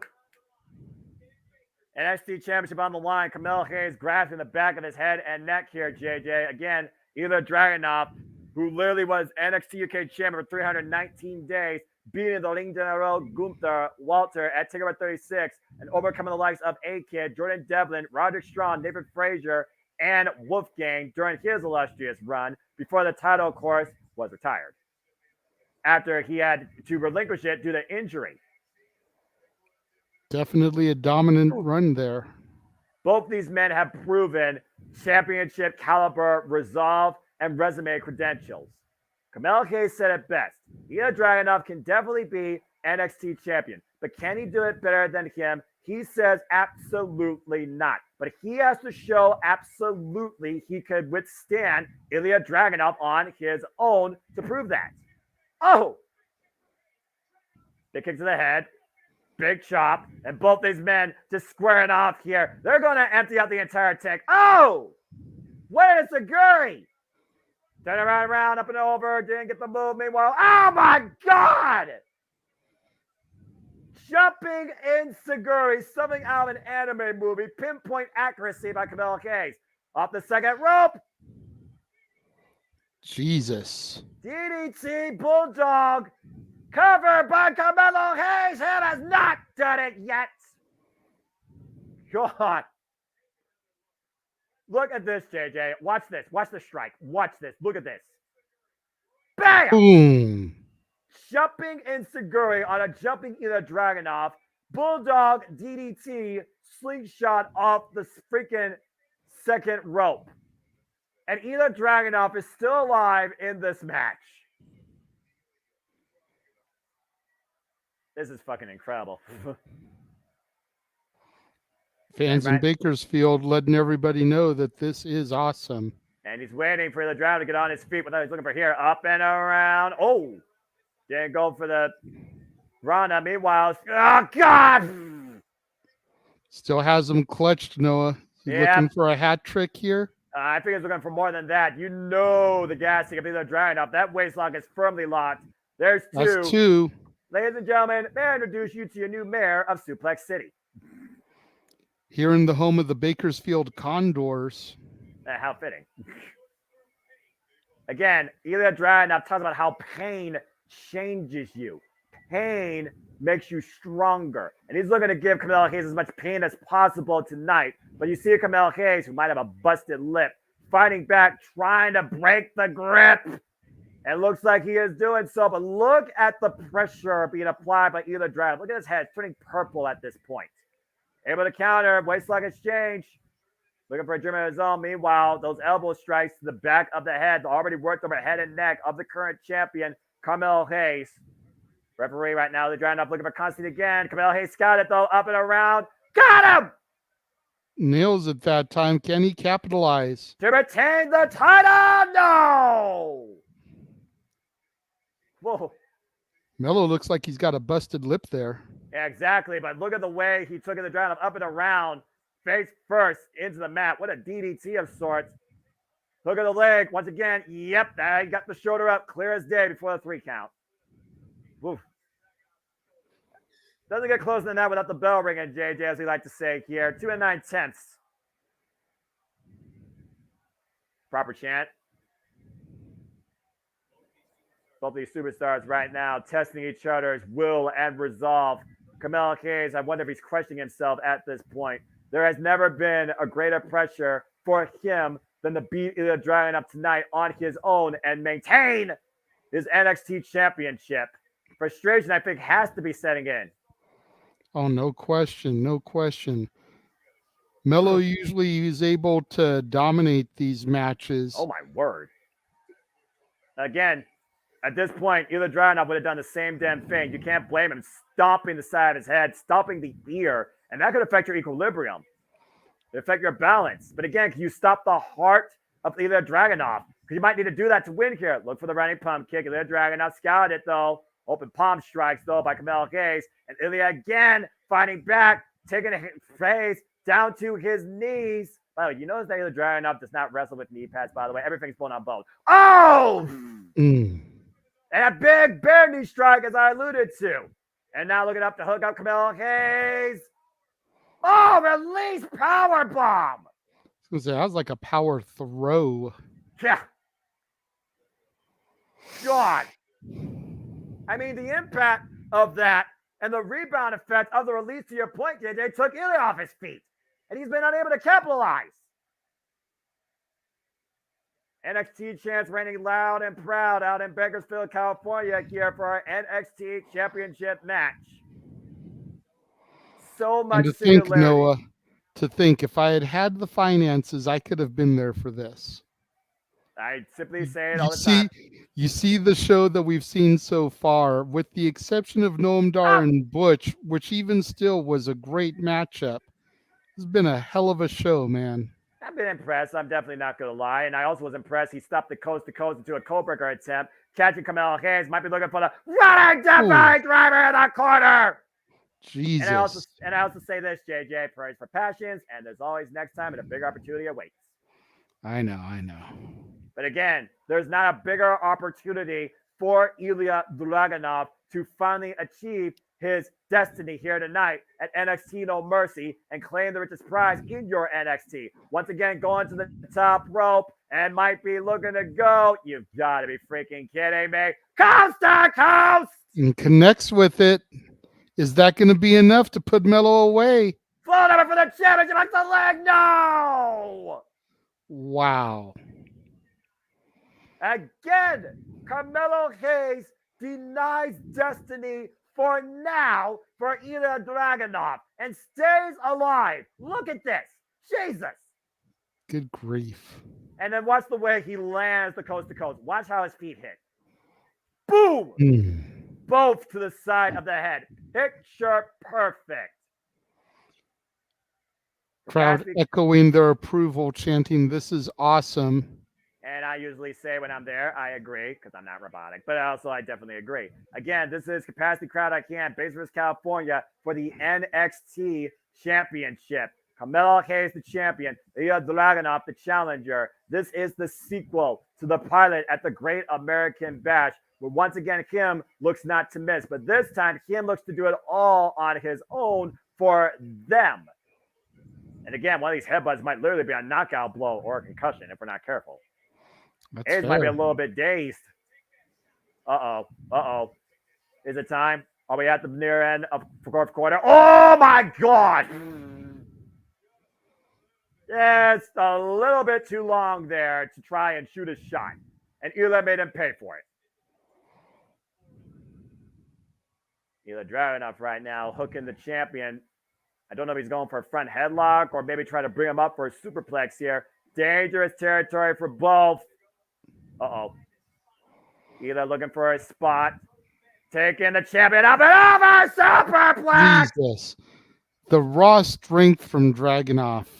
And somehow Ilya is on his feet. He rolled through and landed on his feet. Look at the battle scars of this war. Dropping. Oh, codebreaker! And Ilya off the second rope. There is the forearm smash. Falls face first and the cover. New champion. No! Wow. God. Dragunov is bleeding from the forehead. Melo could be bleeding from the mouth, busted lip. This is just insanity. These two men are basically telling the women that top this. Yeah, good luck with that. Meanwhile, my God, dropped all of Russia with that running forearm smash, and you literally see the physical toll that this war has taken. Fight forever, indeed, Ilya Dragunov and Camille Hayes. But whose fight is stronger? What the hell is Ilya thinking here? No way. No way. Oh my God! Off the second rope, the first smash, cover two. No! The heart of the champion still kicking out. How frustrated does Ilya Dragunov have to be at this point, Noah? I think he's having a mental breakdown right now, JJ. Holy shit! You hear him screaming out in angst and agony, no! And I can't believe Camille Hayes survived that. If nothing else, Camille Hayes has to have a crushed larynx. That was right underneath the jaw. He literally should have been knocked the fuck out. Any normal man would have been out for the count. But he's not normal. He's not simply a man. He is your NXT champion. He is fucking him. And Ilya Dragunov again looking for the final shot. Oh! To Pia Moscow to a super kick to cover Camille Hayes. Floats on a hook the leg. No! No, I wasn't going to get it done with the super kick.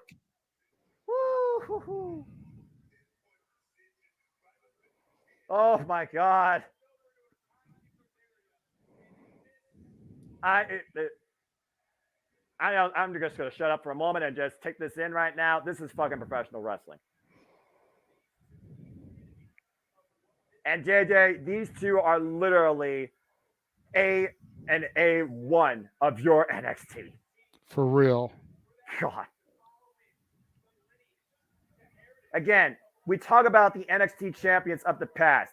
Samoa Joe, Shinsuke Nakamura, Braun Breaker, the first ever, Seth freaking Rollins, Kevin Owens. Ooh, yeah, and a kick to the gut.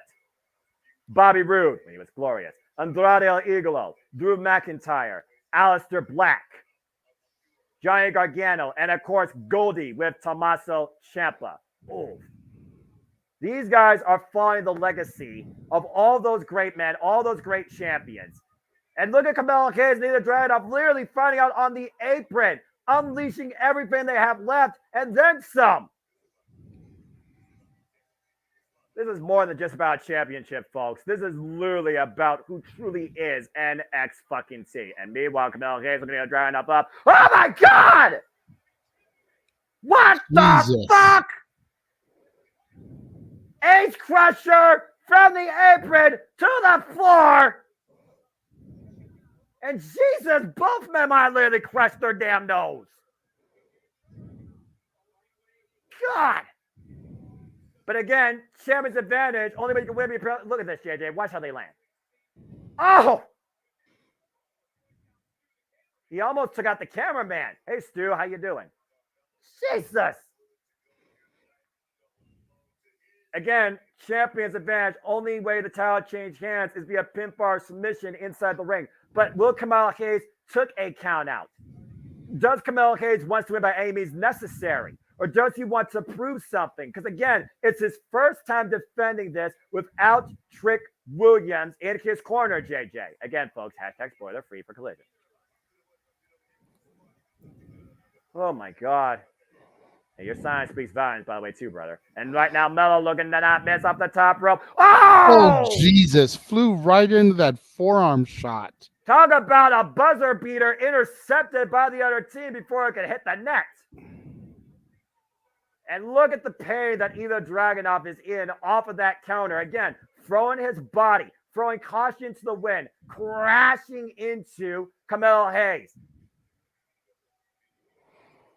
And Ilya Dragunov right now looking for one last huge shot. Up to the top rope this time. You have got to be fucking kidding me. Could this be it, Noah? Boom! Again, the Super Bowl cover two. He did it. He did it. Ilya Dragunov has ruined Trick Mello game. Wow, what is this going to do to Melo's mental ability? Without Trick Williams by his side, he was unable to do it. Dragunov can't believe it. You can't believe it. I can't believe it. Ilya Dragunov has finally achieved his fucking destiny. Him has been defeated. Ilya Dragunov is the new NXT champion. Uba Sigbar indeed. What a classic. What a war. That is fucking, I can accept that. That was definitely my NXT. That was incredible. Can I get you to say that one more time, Noah? That right there is the only time I will ever say officially that was my NXT. That was fucking incredible. Y'all heard it here. Gonna have to make sure we clip that for the highlight reel. That bomb from the top rope, JJ. Him was dead. Game over. What a final moment. What an absolute war of electrician. What an incredible match. Unbreakable resolve demonstrated by both superstars as Ilya Dragunov extends his hand out of respect. Him has been defeated. Long live the Tsar. There But we game go. respects fucking game. There we go. Do this fucking again, please and thank you. That was professional wrestling. Damn it. Great show of respect. Congratulations to the Tsar achieving his destiny. Congratulations to the one that is truly Uba Zinkbar. Congratulations to the new NXT champion, Ilya Dragunov.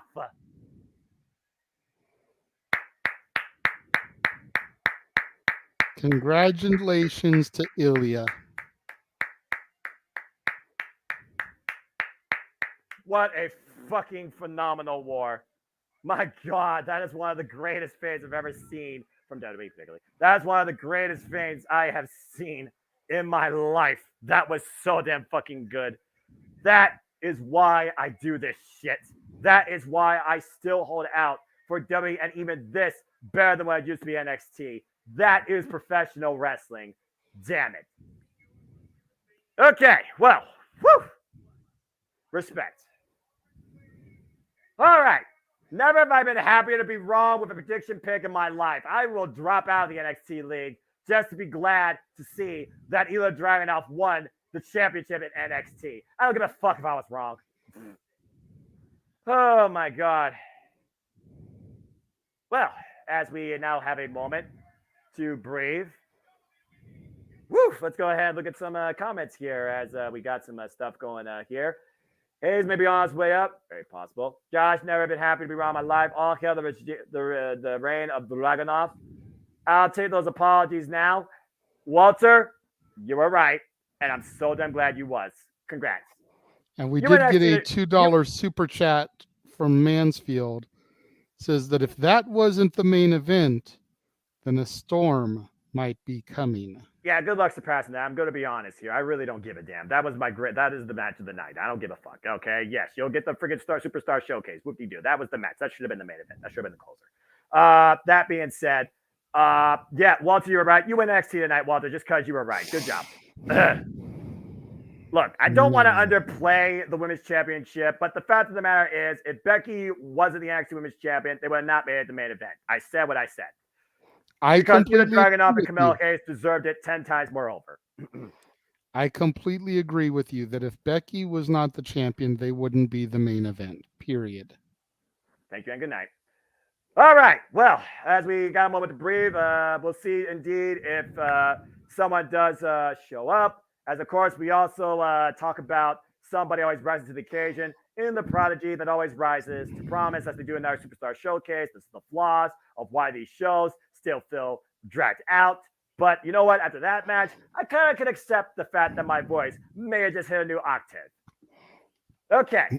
Well, while we take this moment and they're doing the superstar showcase, let's run our watch along trailer for everything coming from Wrestle Dream and beyond here on the Multiverse of Media. All right.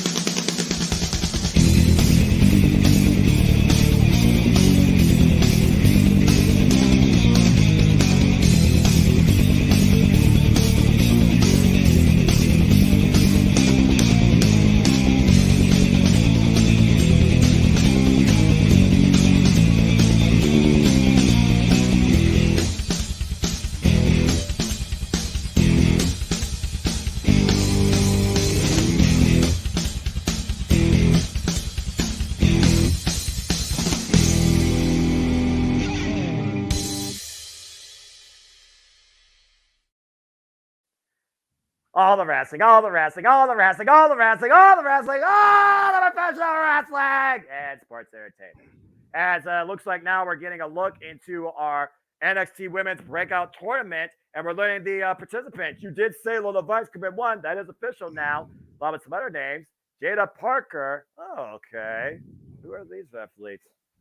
Izzy Dame, or Dame. Izzy Dame, excuse me. Danny Palmer. That was the one. That was the one I was thinking of, Danny Palmer. So she's at Kalani Jordan, as we saw. Definitely somebody to watch out for. Ariana Grace, not Ariana Grande. Okay. That's Santino's daughter, I believe. Oh, Anthony Curley's daughter, really? Okay. And of course, that tournament does begin this Tuesday on the USA Network live on NXT. I'm very curious to see who steps up and how the bracket shapes out and who will earn that golden opportunity to be next for the big time. And speaking of what's next, again, as I alluded to earlier, the next time me and Jada come back covering WWE is literally next weekend, as we will come with you with coverage on WWE's Fastlane. Next week, Saturday night, 7 p.m. Eastern Standard Time. Yes, and there's a few other things that have been added to the calendar that weren't in that trailer because, well, I've had that trailer made for a little bit for promotional reasons. So, but we've got the Thanksgiving Eve episode of Dynamite that's on the agenda. We, of course, have NXT Deadline that's been added. We found out this evening about NXT Halloween Havoc, which will be a 2-night extravaganza. And as long as I can convince James to pipe the feed in through the Discord so that we can call it at East Coast time, then we will still provide watch-along coverage for that.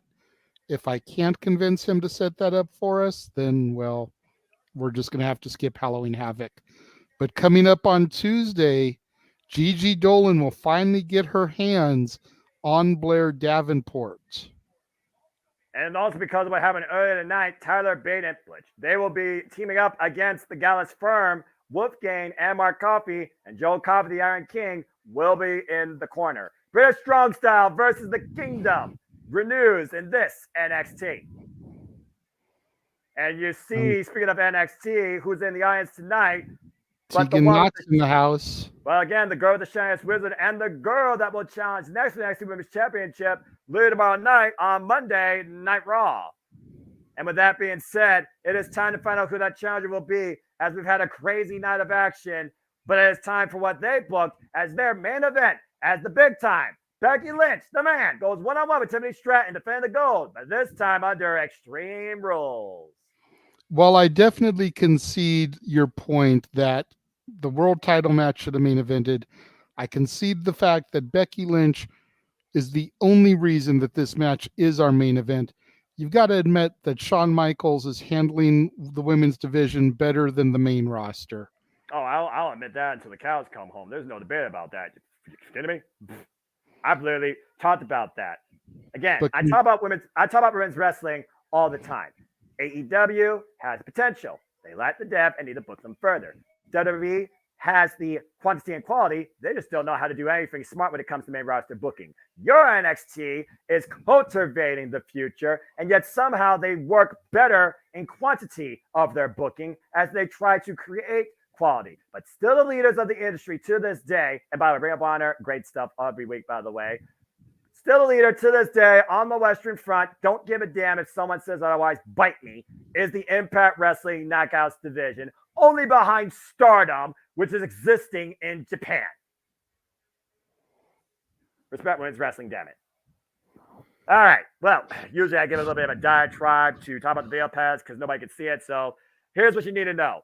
Tiffany Stratton won the NXT Women's Championship in the vacated tournament, as we saw at I forget the damn name of the show.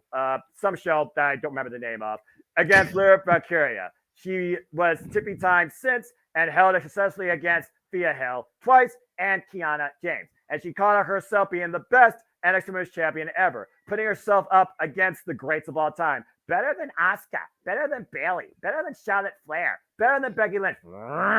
Becky Lynch has never been NXT Women's Champion. Well, allow her to correct that for you. After being called out, the man decided to arrive in this NXT and clear that asterisk from her name. And in her NXT White and Gold debut, she stopped Tippy Time dead in its damn tracks and became the new NXT Women's Champion. And since then, Tiffany Stratton can't stand her guts. And she's been involved now in this NXT for about a month.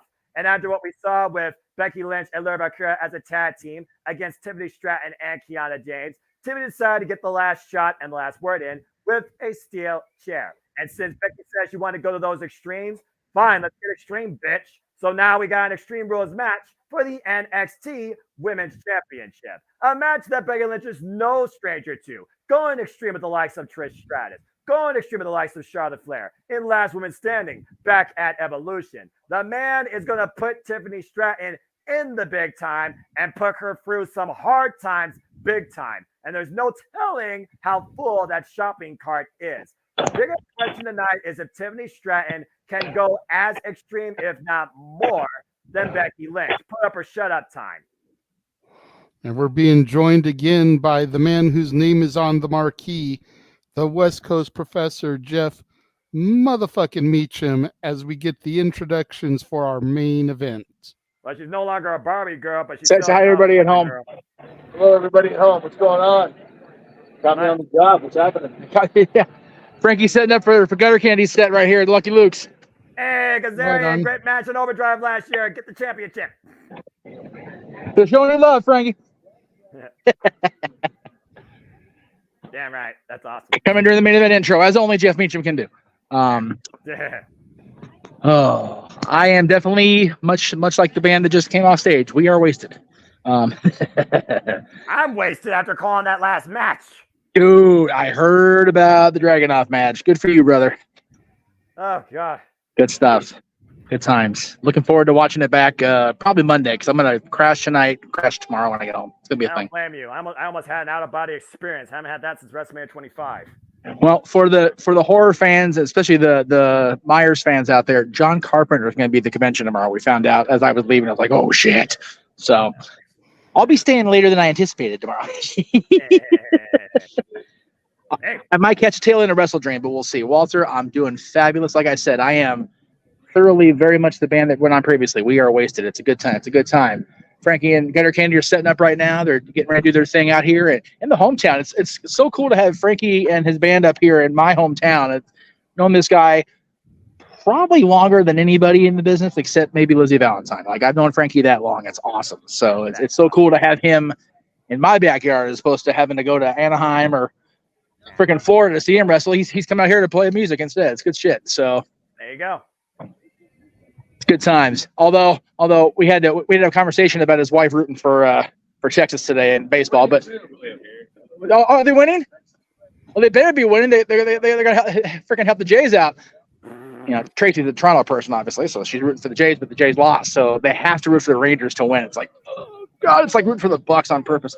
Anyway, here comes your champion. Yes, the man has come back to Bakersfield on purpose. NXT.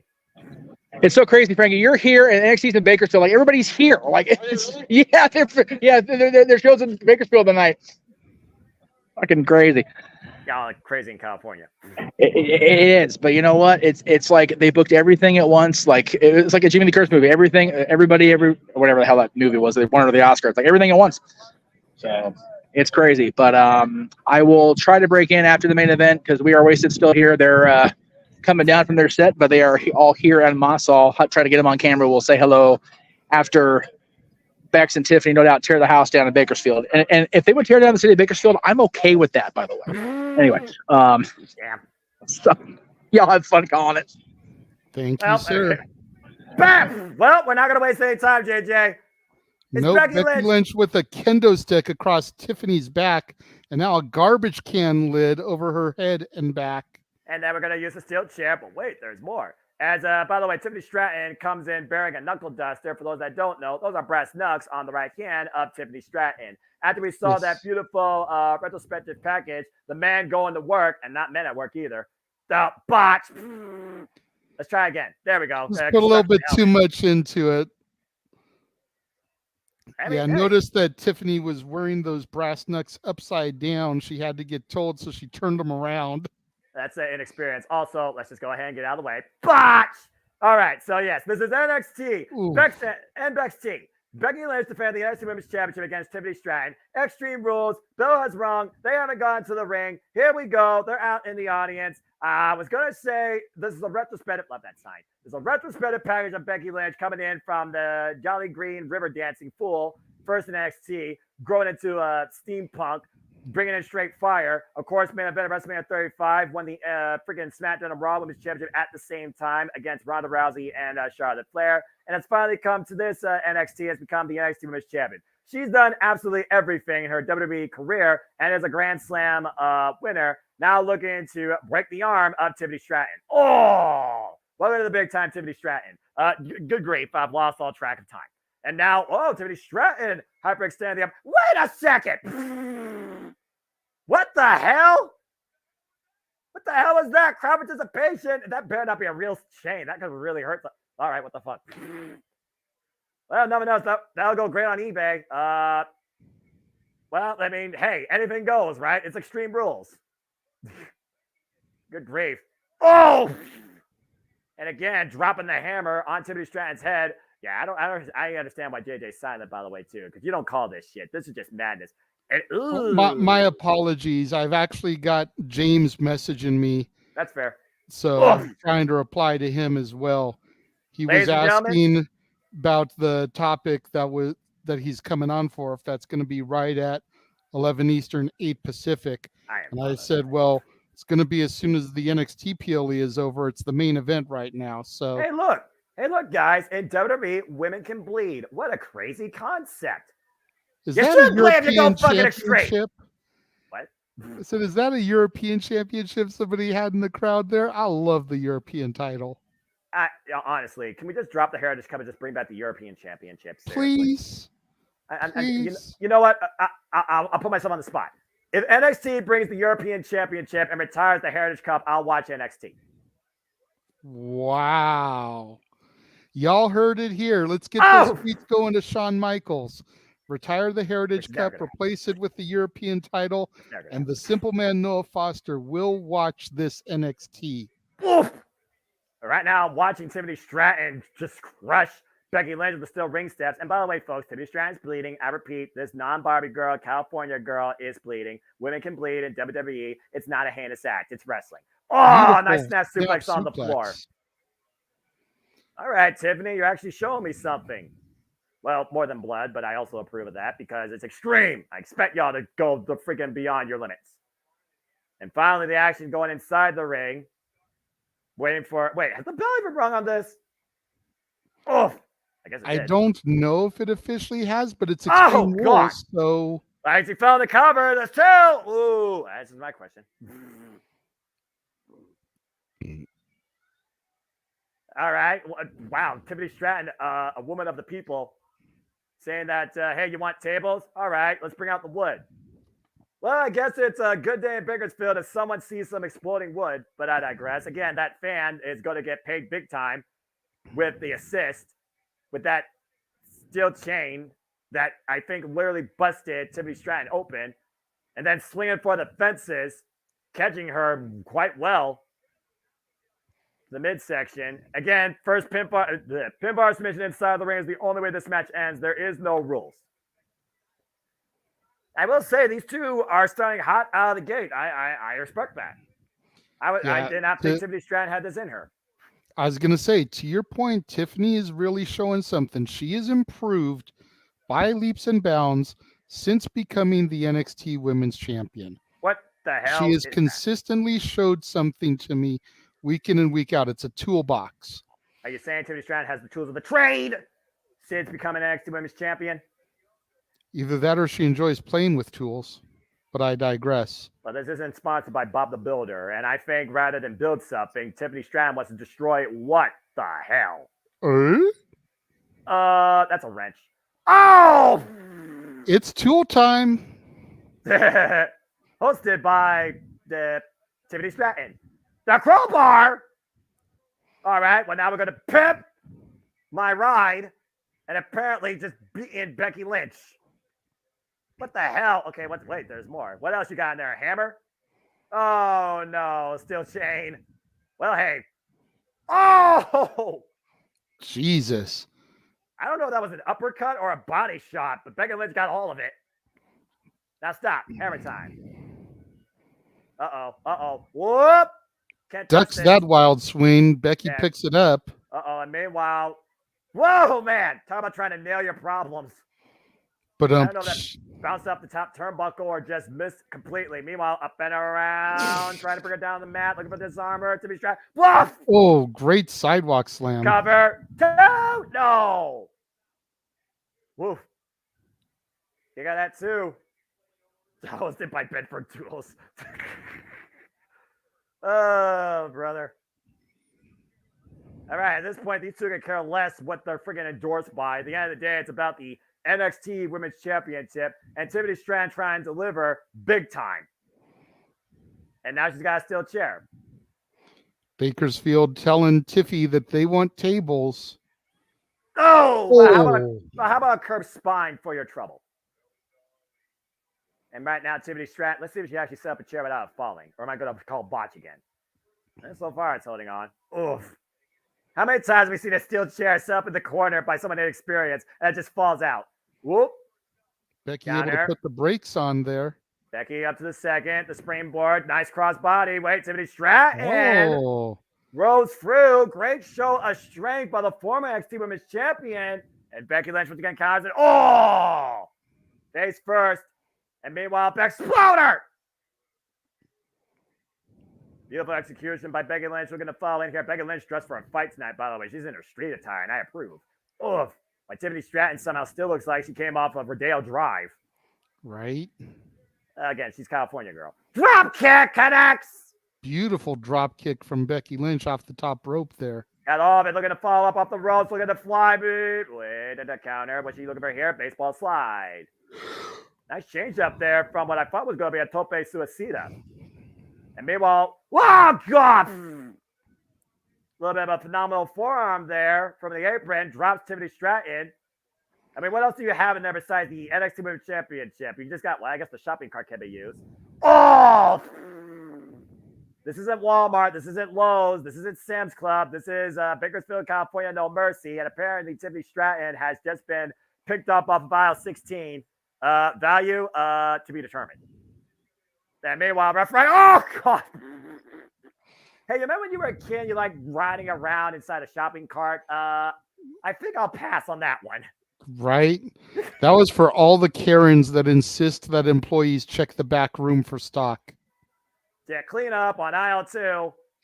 Yeah, meanwhile, Is no. that bag going to be full of what I think it's full of, Noah? No. This is WWE. It can't be, JJ. It can't be. I mean, seriously. Are we sure? You expect WWE to actually use... Yeah, what I tell you. Okay. It's doll parts. More specifically, JJ, those are Barbie dolls. And now look at the introducer. I mean, I guess that's about as safe as you can get. Trying to taste the dolls. Oh! Drops her down, cover, 2, no! All right, well, that's the most random shit I've ever called in my life. And I had to fucking sing that song. God. You went from a technical mat classic like Carmelo Hayes and Ilya Dragunov to having to call a reverse DDT onto some Barbie doll parts. Can we just take a moment and breathe that in, Noah? And once again, this is why I quietly say sports entertainment. Why right now, Timothy Stratton is using the trash can lid as a deflector of all the dull bits. And at this point, I don't know what the hell I'm watching. I don't know if I'm seeing a tantrum attack or just an instigated insult. Oh, Jesus. Okay, well, that's something I could actually call and respect. Nice shot with the trash can lid. I think to the side of the arm and shoulder, maybe the side of the head. Yeah, King Mike, yeah, we just went back to not my NXT for at least 15 seconds. Now we got a trash can here. Whoa, good toss. Becky dodges it, though, catches her with a forearm. And meanwhile, bringing her inside the second and top rope. The fuck. The spinning soapbox kick. I'm not going to get over that moment. I'm just going to put that out there. And meanwhile, Becky Lynch. I'm broken. I've been broken. Worse But than that either posterior, her Freaking posterior is still exposed. Will she get a spanking here? Nope, she's going to get canned, quite literally, with the leg drop. And I don't think you could cover her like that, but you certainly Why not? can. Her shoulders are down. I guess. And Becky Lynch going to the top rope. Oh, went for the double stomp. And Timmy Stratton gets out of the trash can. Oh, dribbles it to the midsection. This is crazy. And another midsection shot. And right now, Timmy Stratton hooking Becky Lynch. And ow! Great spine buster from Tiffy onto Becky there. And looking for the cover to regain the title. No! Got to be careful that jagged edge of the trash can doesn't stab her in the butt. Yeah, no kidding. She might literally be a whole different shade of gold that's not known. It is not rose. Oh, golly. I'm not sure who right now. Look at the way that trash can's cut, to your point. Get that thing out of the ring. That's a hazard. Again, I also think that she might have cut her right elbow. I think the official is checking on Becky Lynch at this point. I think Timmy Stratton might not be the only one that's bleeding as we're getting another steel chair coming out because why the heck not? Again, folks, thank you for tuning in across all platforms here at the Multiverse Media as we keep you in tune on all things wrestling too. Please like, subscribe, comment, and tell a friend. Super Chat at Castle Studios to dictate the conversation. Donate to dictate. Super Chat is as simple as that. Support my friend Castle Studios. Become a member today. We got a ton of coverage and content going there too. As Timothy Stratton has 4, 5, 6 steel chairs in the ring, and apparently we're not done yet either. 7, 8. What the hell? That's just a bad bed. And someone is going to have a rough landing here pretty soon. But I will say both these women have gone extreme. And yeah, Becky Lynch's arm is definitely cut up. And right now, Timothy Stratton looking to hook Becky Lynch up. Uh-oh. Powerbomb. And still, Becky Lynch fighting back. Meanwhile, Timothy Stratton, double underhook. Oh! And the hip toss into the disarmer after going to the steel chairs. Will Timothy Stratton tap out? Will Becky Lynch retain? Timothy Stratton fight for everything. And there is no rope break, I think, under this circumstance. And again, she's got to roll her way out of the ring, trying to reverse the pressure, trying to relinquish the hold, and somehow finds a way to the outside. But Becky Lynch still maintains control. And the one arm, both arms did it. Uh-oh. And wait a minute, Becky Lynch trying to cover, and Becky Lynch knows she's going to. Oh! The sheer power of Tiffany, though, got to give her some credit on that. Yeah, no kidding. Freaking deadlift powerbomb onto the steel ring steps. Becky Lynch was trying to relinquish the hold of her person. Couldn't. Brings it back in the ring, throws the cover, hooks the leg too. No! Woof. That left arm barely getting up before the 3 count. Both these women showing the wounds of battle, the wear and tear of this war for the NXT Women's Championship. First held by Paige, held by the likes of, like I said earlier, Charlotte Flair, Sasha Banks, Bayley, Asuka.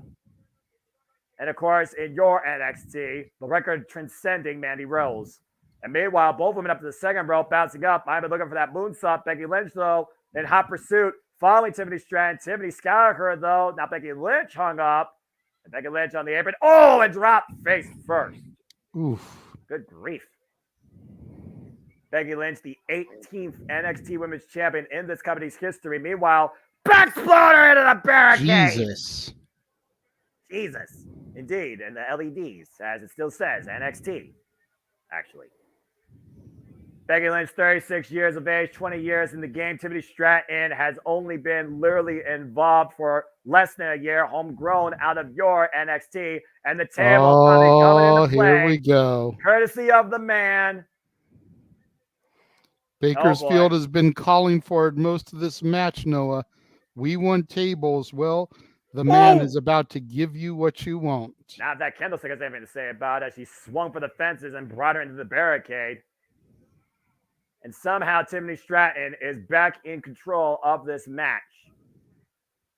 Tiffany Stratton, who held the title for 107 days, beat Thea twice, Kiana James, and Lara Valkyria. Becky Lynch, former 2-time Raw, 4-time SmackDown, former WWE Women's Tag Team Champion. Royal Rumble winner. Of course, Tiffany looking for something there. What is she looking for here? Not sure. What? Who? What? Becky's disappeared. Oh, what? Are you sure? Oh! Well, that's one way to extinguish the flames out in California.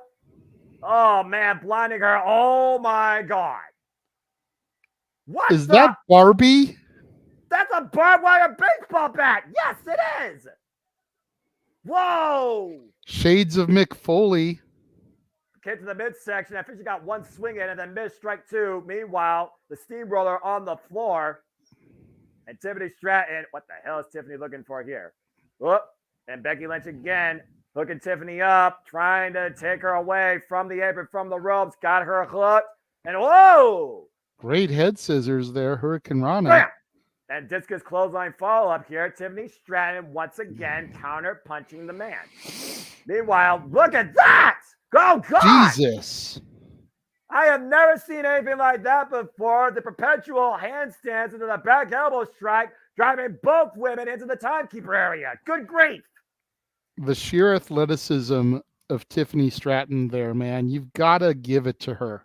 I will absolutely give it to her at this point. Oh, and Becky Lynch is going to give her the freaking steel ring post to the face. And watch out. She may harken back to the old Divas era of the WWE, but she has got a lot of resilience and resistance.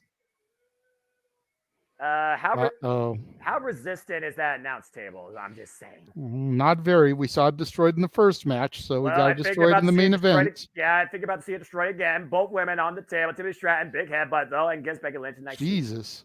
Becky falls right into the chair. Oh, man! Great senton there. Off the table, through Becky Lynch, through the chair. And again, I think the whole timekeeper area has been destroyed at this point as Becky Lynch has been thrown on to the table. And again, Tiffany Stratton looking to go to the high-risk district. If nothing else can be said about this match tonight, Tiffany Stratton is about to prove she absolutely can go to the extreme in the big time under the brightest lights. Whoa, God! From the tiffy top through the table, swanton bomb from Tiffany Stratton there.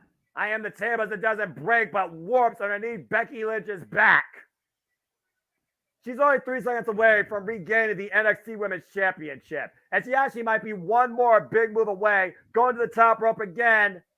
The athleticism, the gymnastic back Tiffany Stratton. Another one. Connects. There's a cover. Hook of the near leg too. Tip. No. Nope. Telling you, Walter. I'm telling you. Unbelievable. When you're dating a member of Imperium, you've got to show up and show out. Period.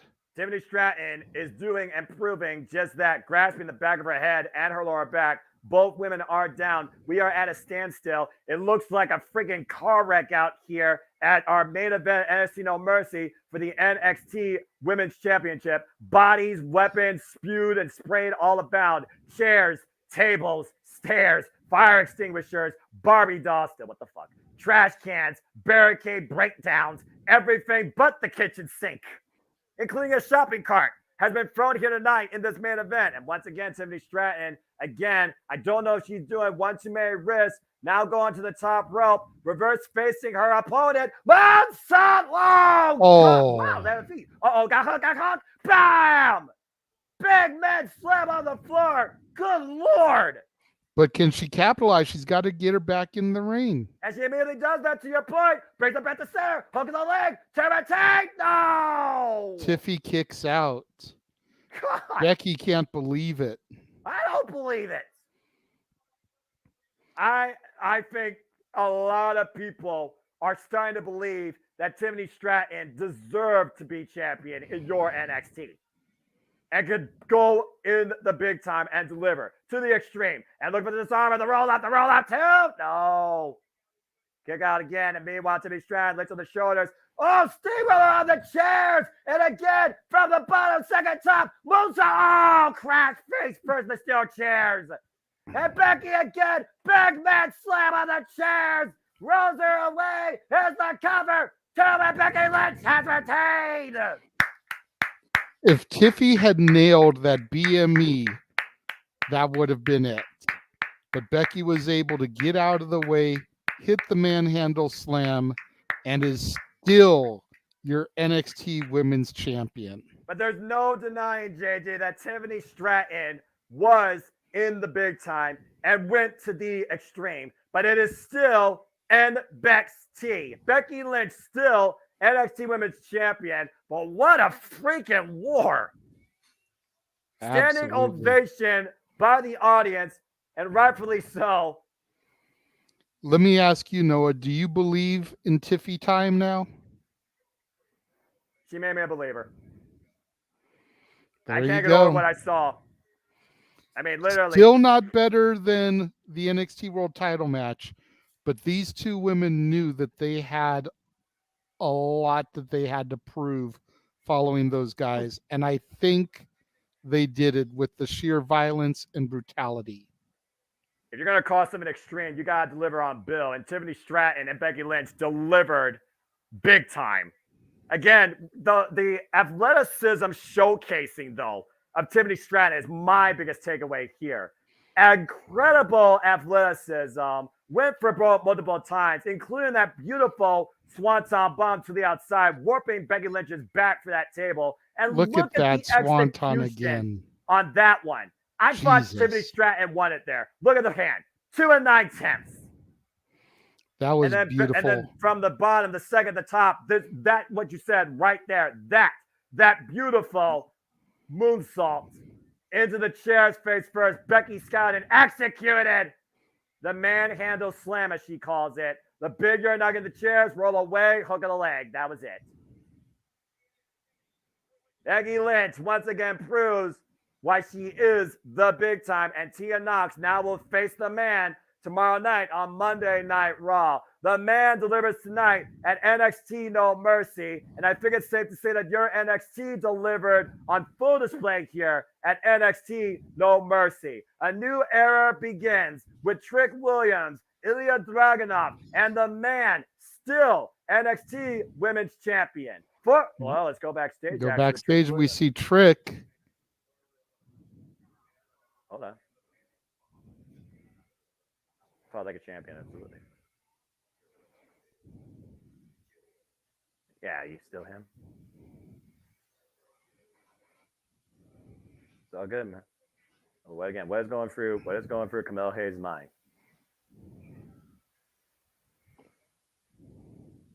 Well, definitely something to think about as we conclude tonight's live watch-along festivities. For the Renegade with No Mercy, JJ Williams, I am the Superman Noah Foster. Thank you for tuning into our coverage of NXT No Mercy. They truly showed what they build. They went to the extreme, and it certainly was quite a phenomenal show. There you go. And we've got the man whose name is on the marquee back popping in for a brief moment here before we sign off from this studio, merge into the next one for open mic night, and begin the Saturday night shenanigans. Right, it's about that time, isn't it? It's about time for open mic night. Well, in the open mic night vein, we're trying to find our way. So they kind of disbanded here. But I'm going to sit down very briefly and totally put this guy on the spot because I love him and I know he'll do it. So there he is. What's up, Frankie Kazarian? Nice to meet you. Love your work. The camera won't do Hey, we're both dads. Fuck it. There you go. Cheers, brother. That's it. Do it. That's and it. You know what? It's Saturday night and it's all right. Mad respect to The you. lion changed on me. Enjoy yourselves. There you go. Saturday night's playing. They must watch a collision on the other channel. And there you go. And I'm going to definitely watch that because, again, I watch all things wrestling. But anyway, I just wanted to pop. I know you guys are going to start open mic night here at 8 o'clock at the top of the hour. So I'm sure JJ has an obscenely long trailer as he always does. So we will say goodbye for now. I'm sure Frank. Check back in later. Yeah, man. How long y'all set Around. Well, And we got plenty of material. We can play for an hour and a half. I don't know. We're going to be calling it on the fly. Calling it as they should. Call it in the ring. All right. So we will definitely be back from Lucky Luke's. So we'll see you guys in open mic night.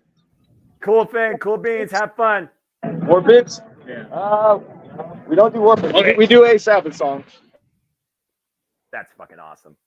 Right. And JJ, I'll admit, your NXT is still very underwhelming, but tonight, No Mercy, it was one of your better shows in this era of NXT.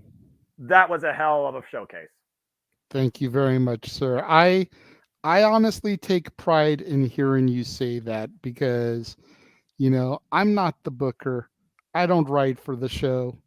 I'm not out there performing, but I stand by this product as my NXT. Damn it. And to hear you acknowledge it and give it that credit, man, that means a lot to me. This was NXT. Simple as that. Whew.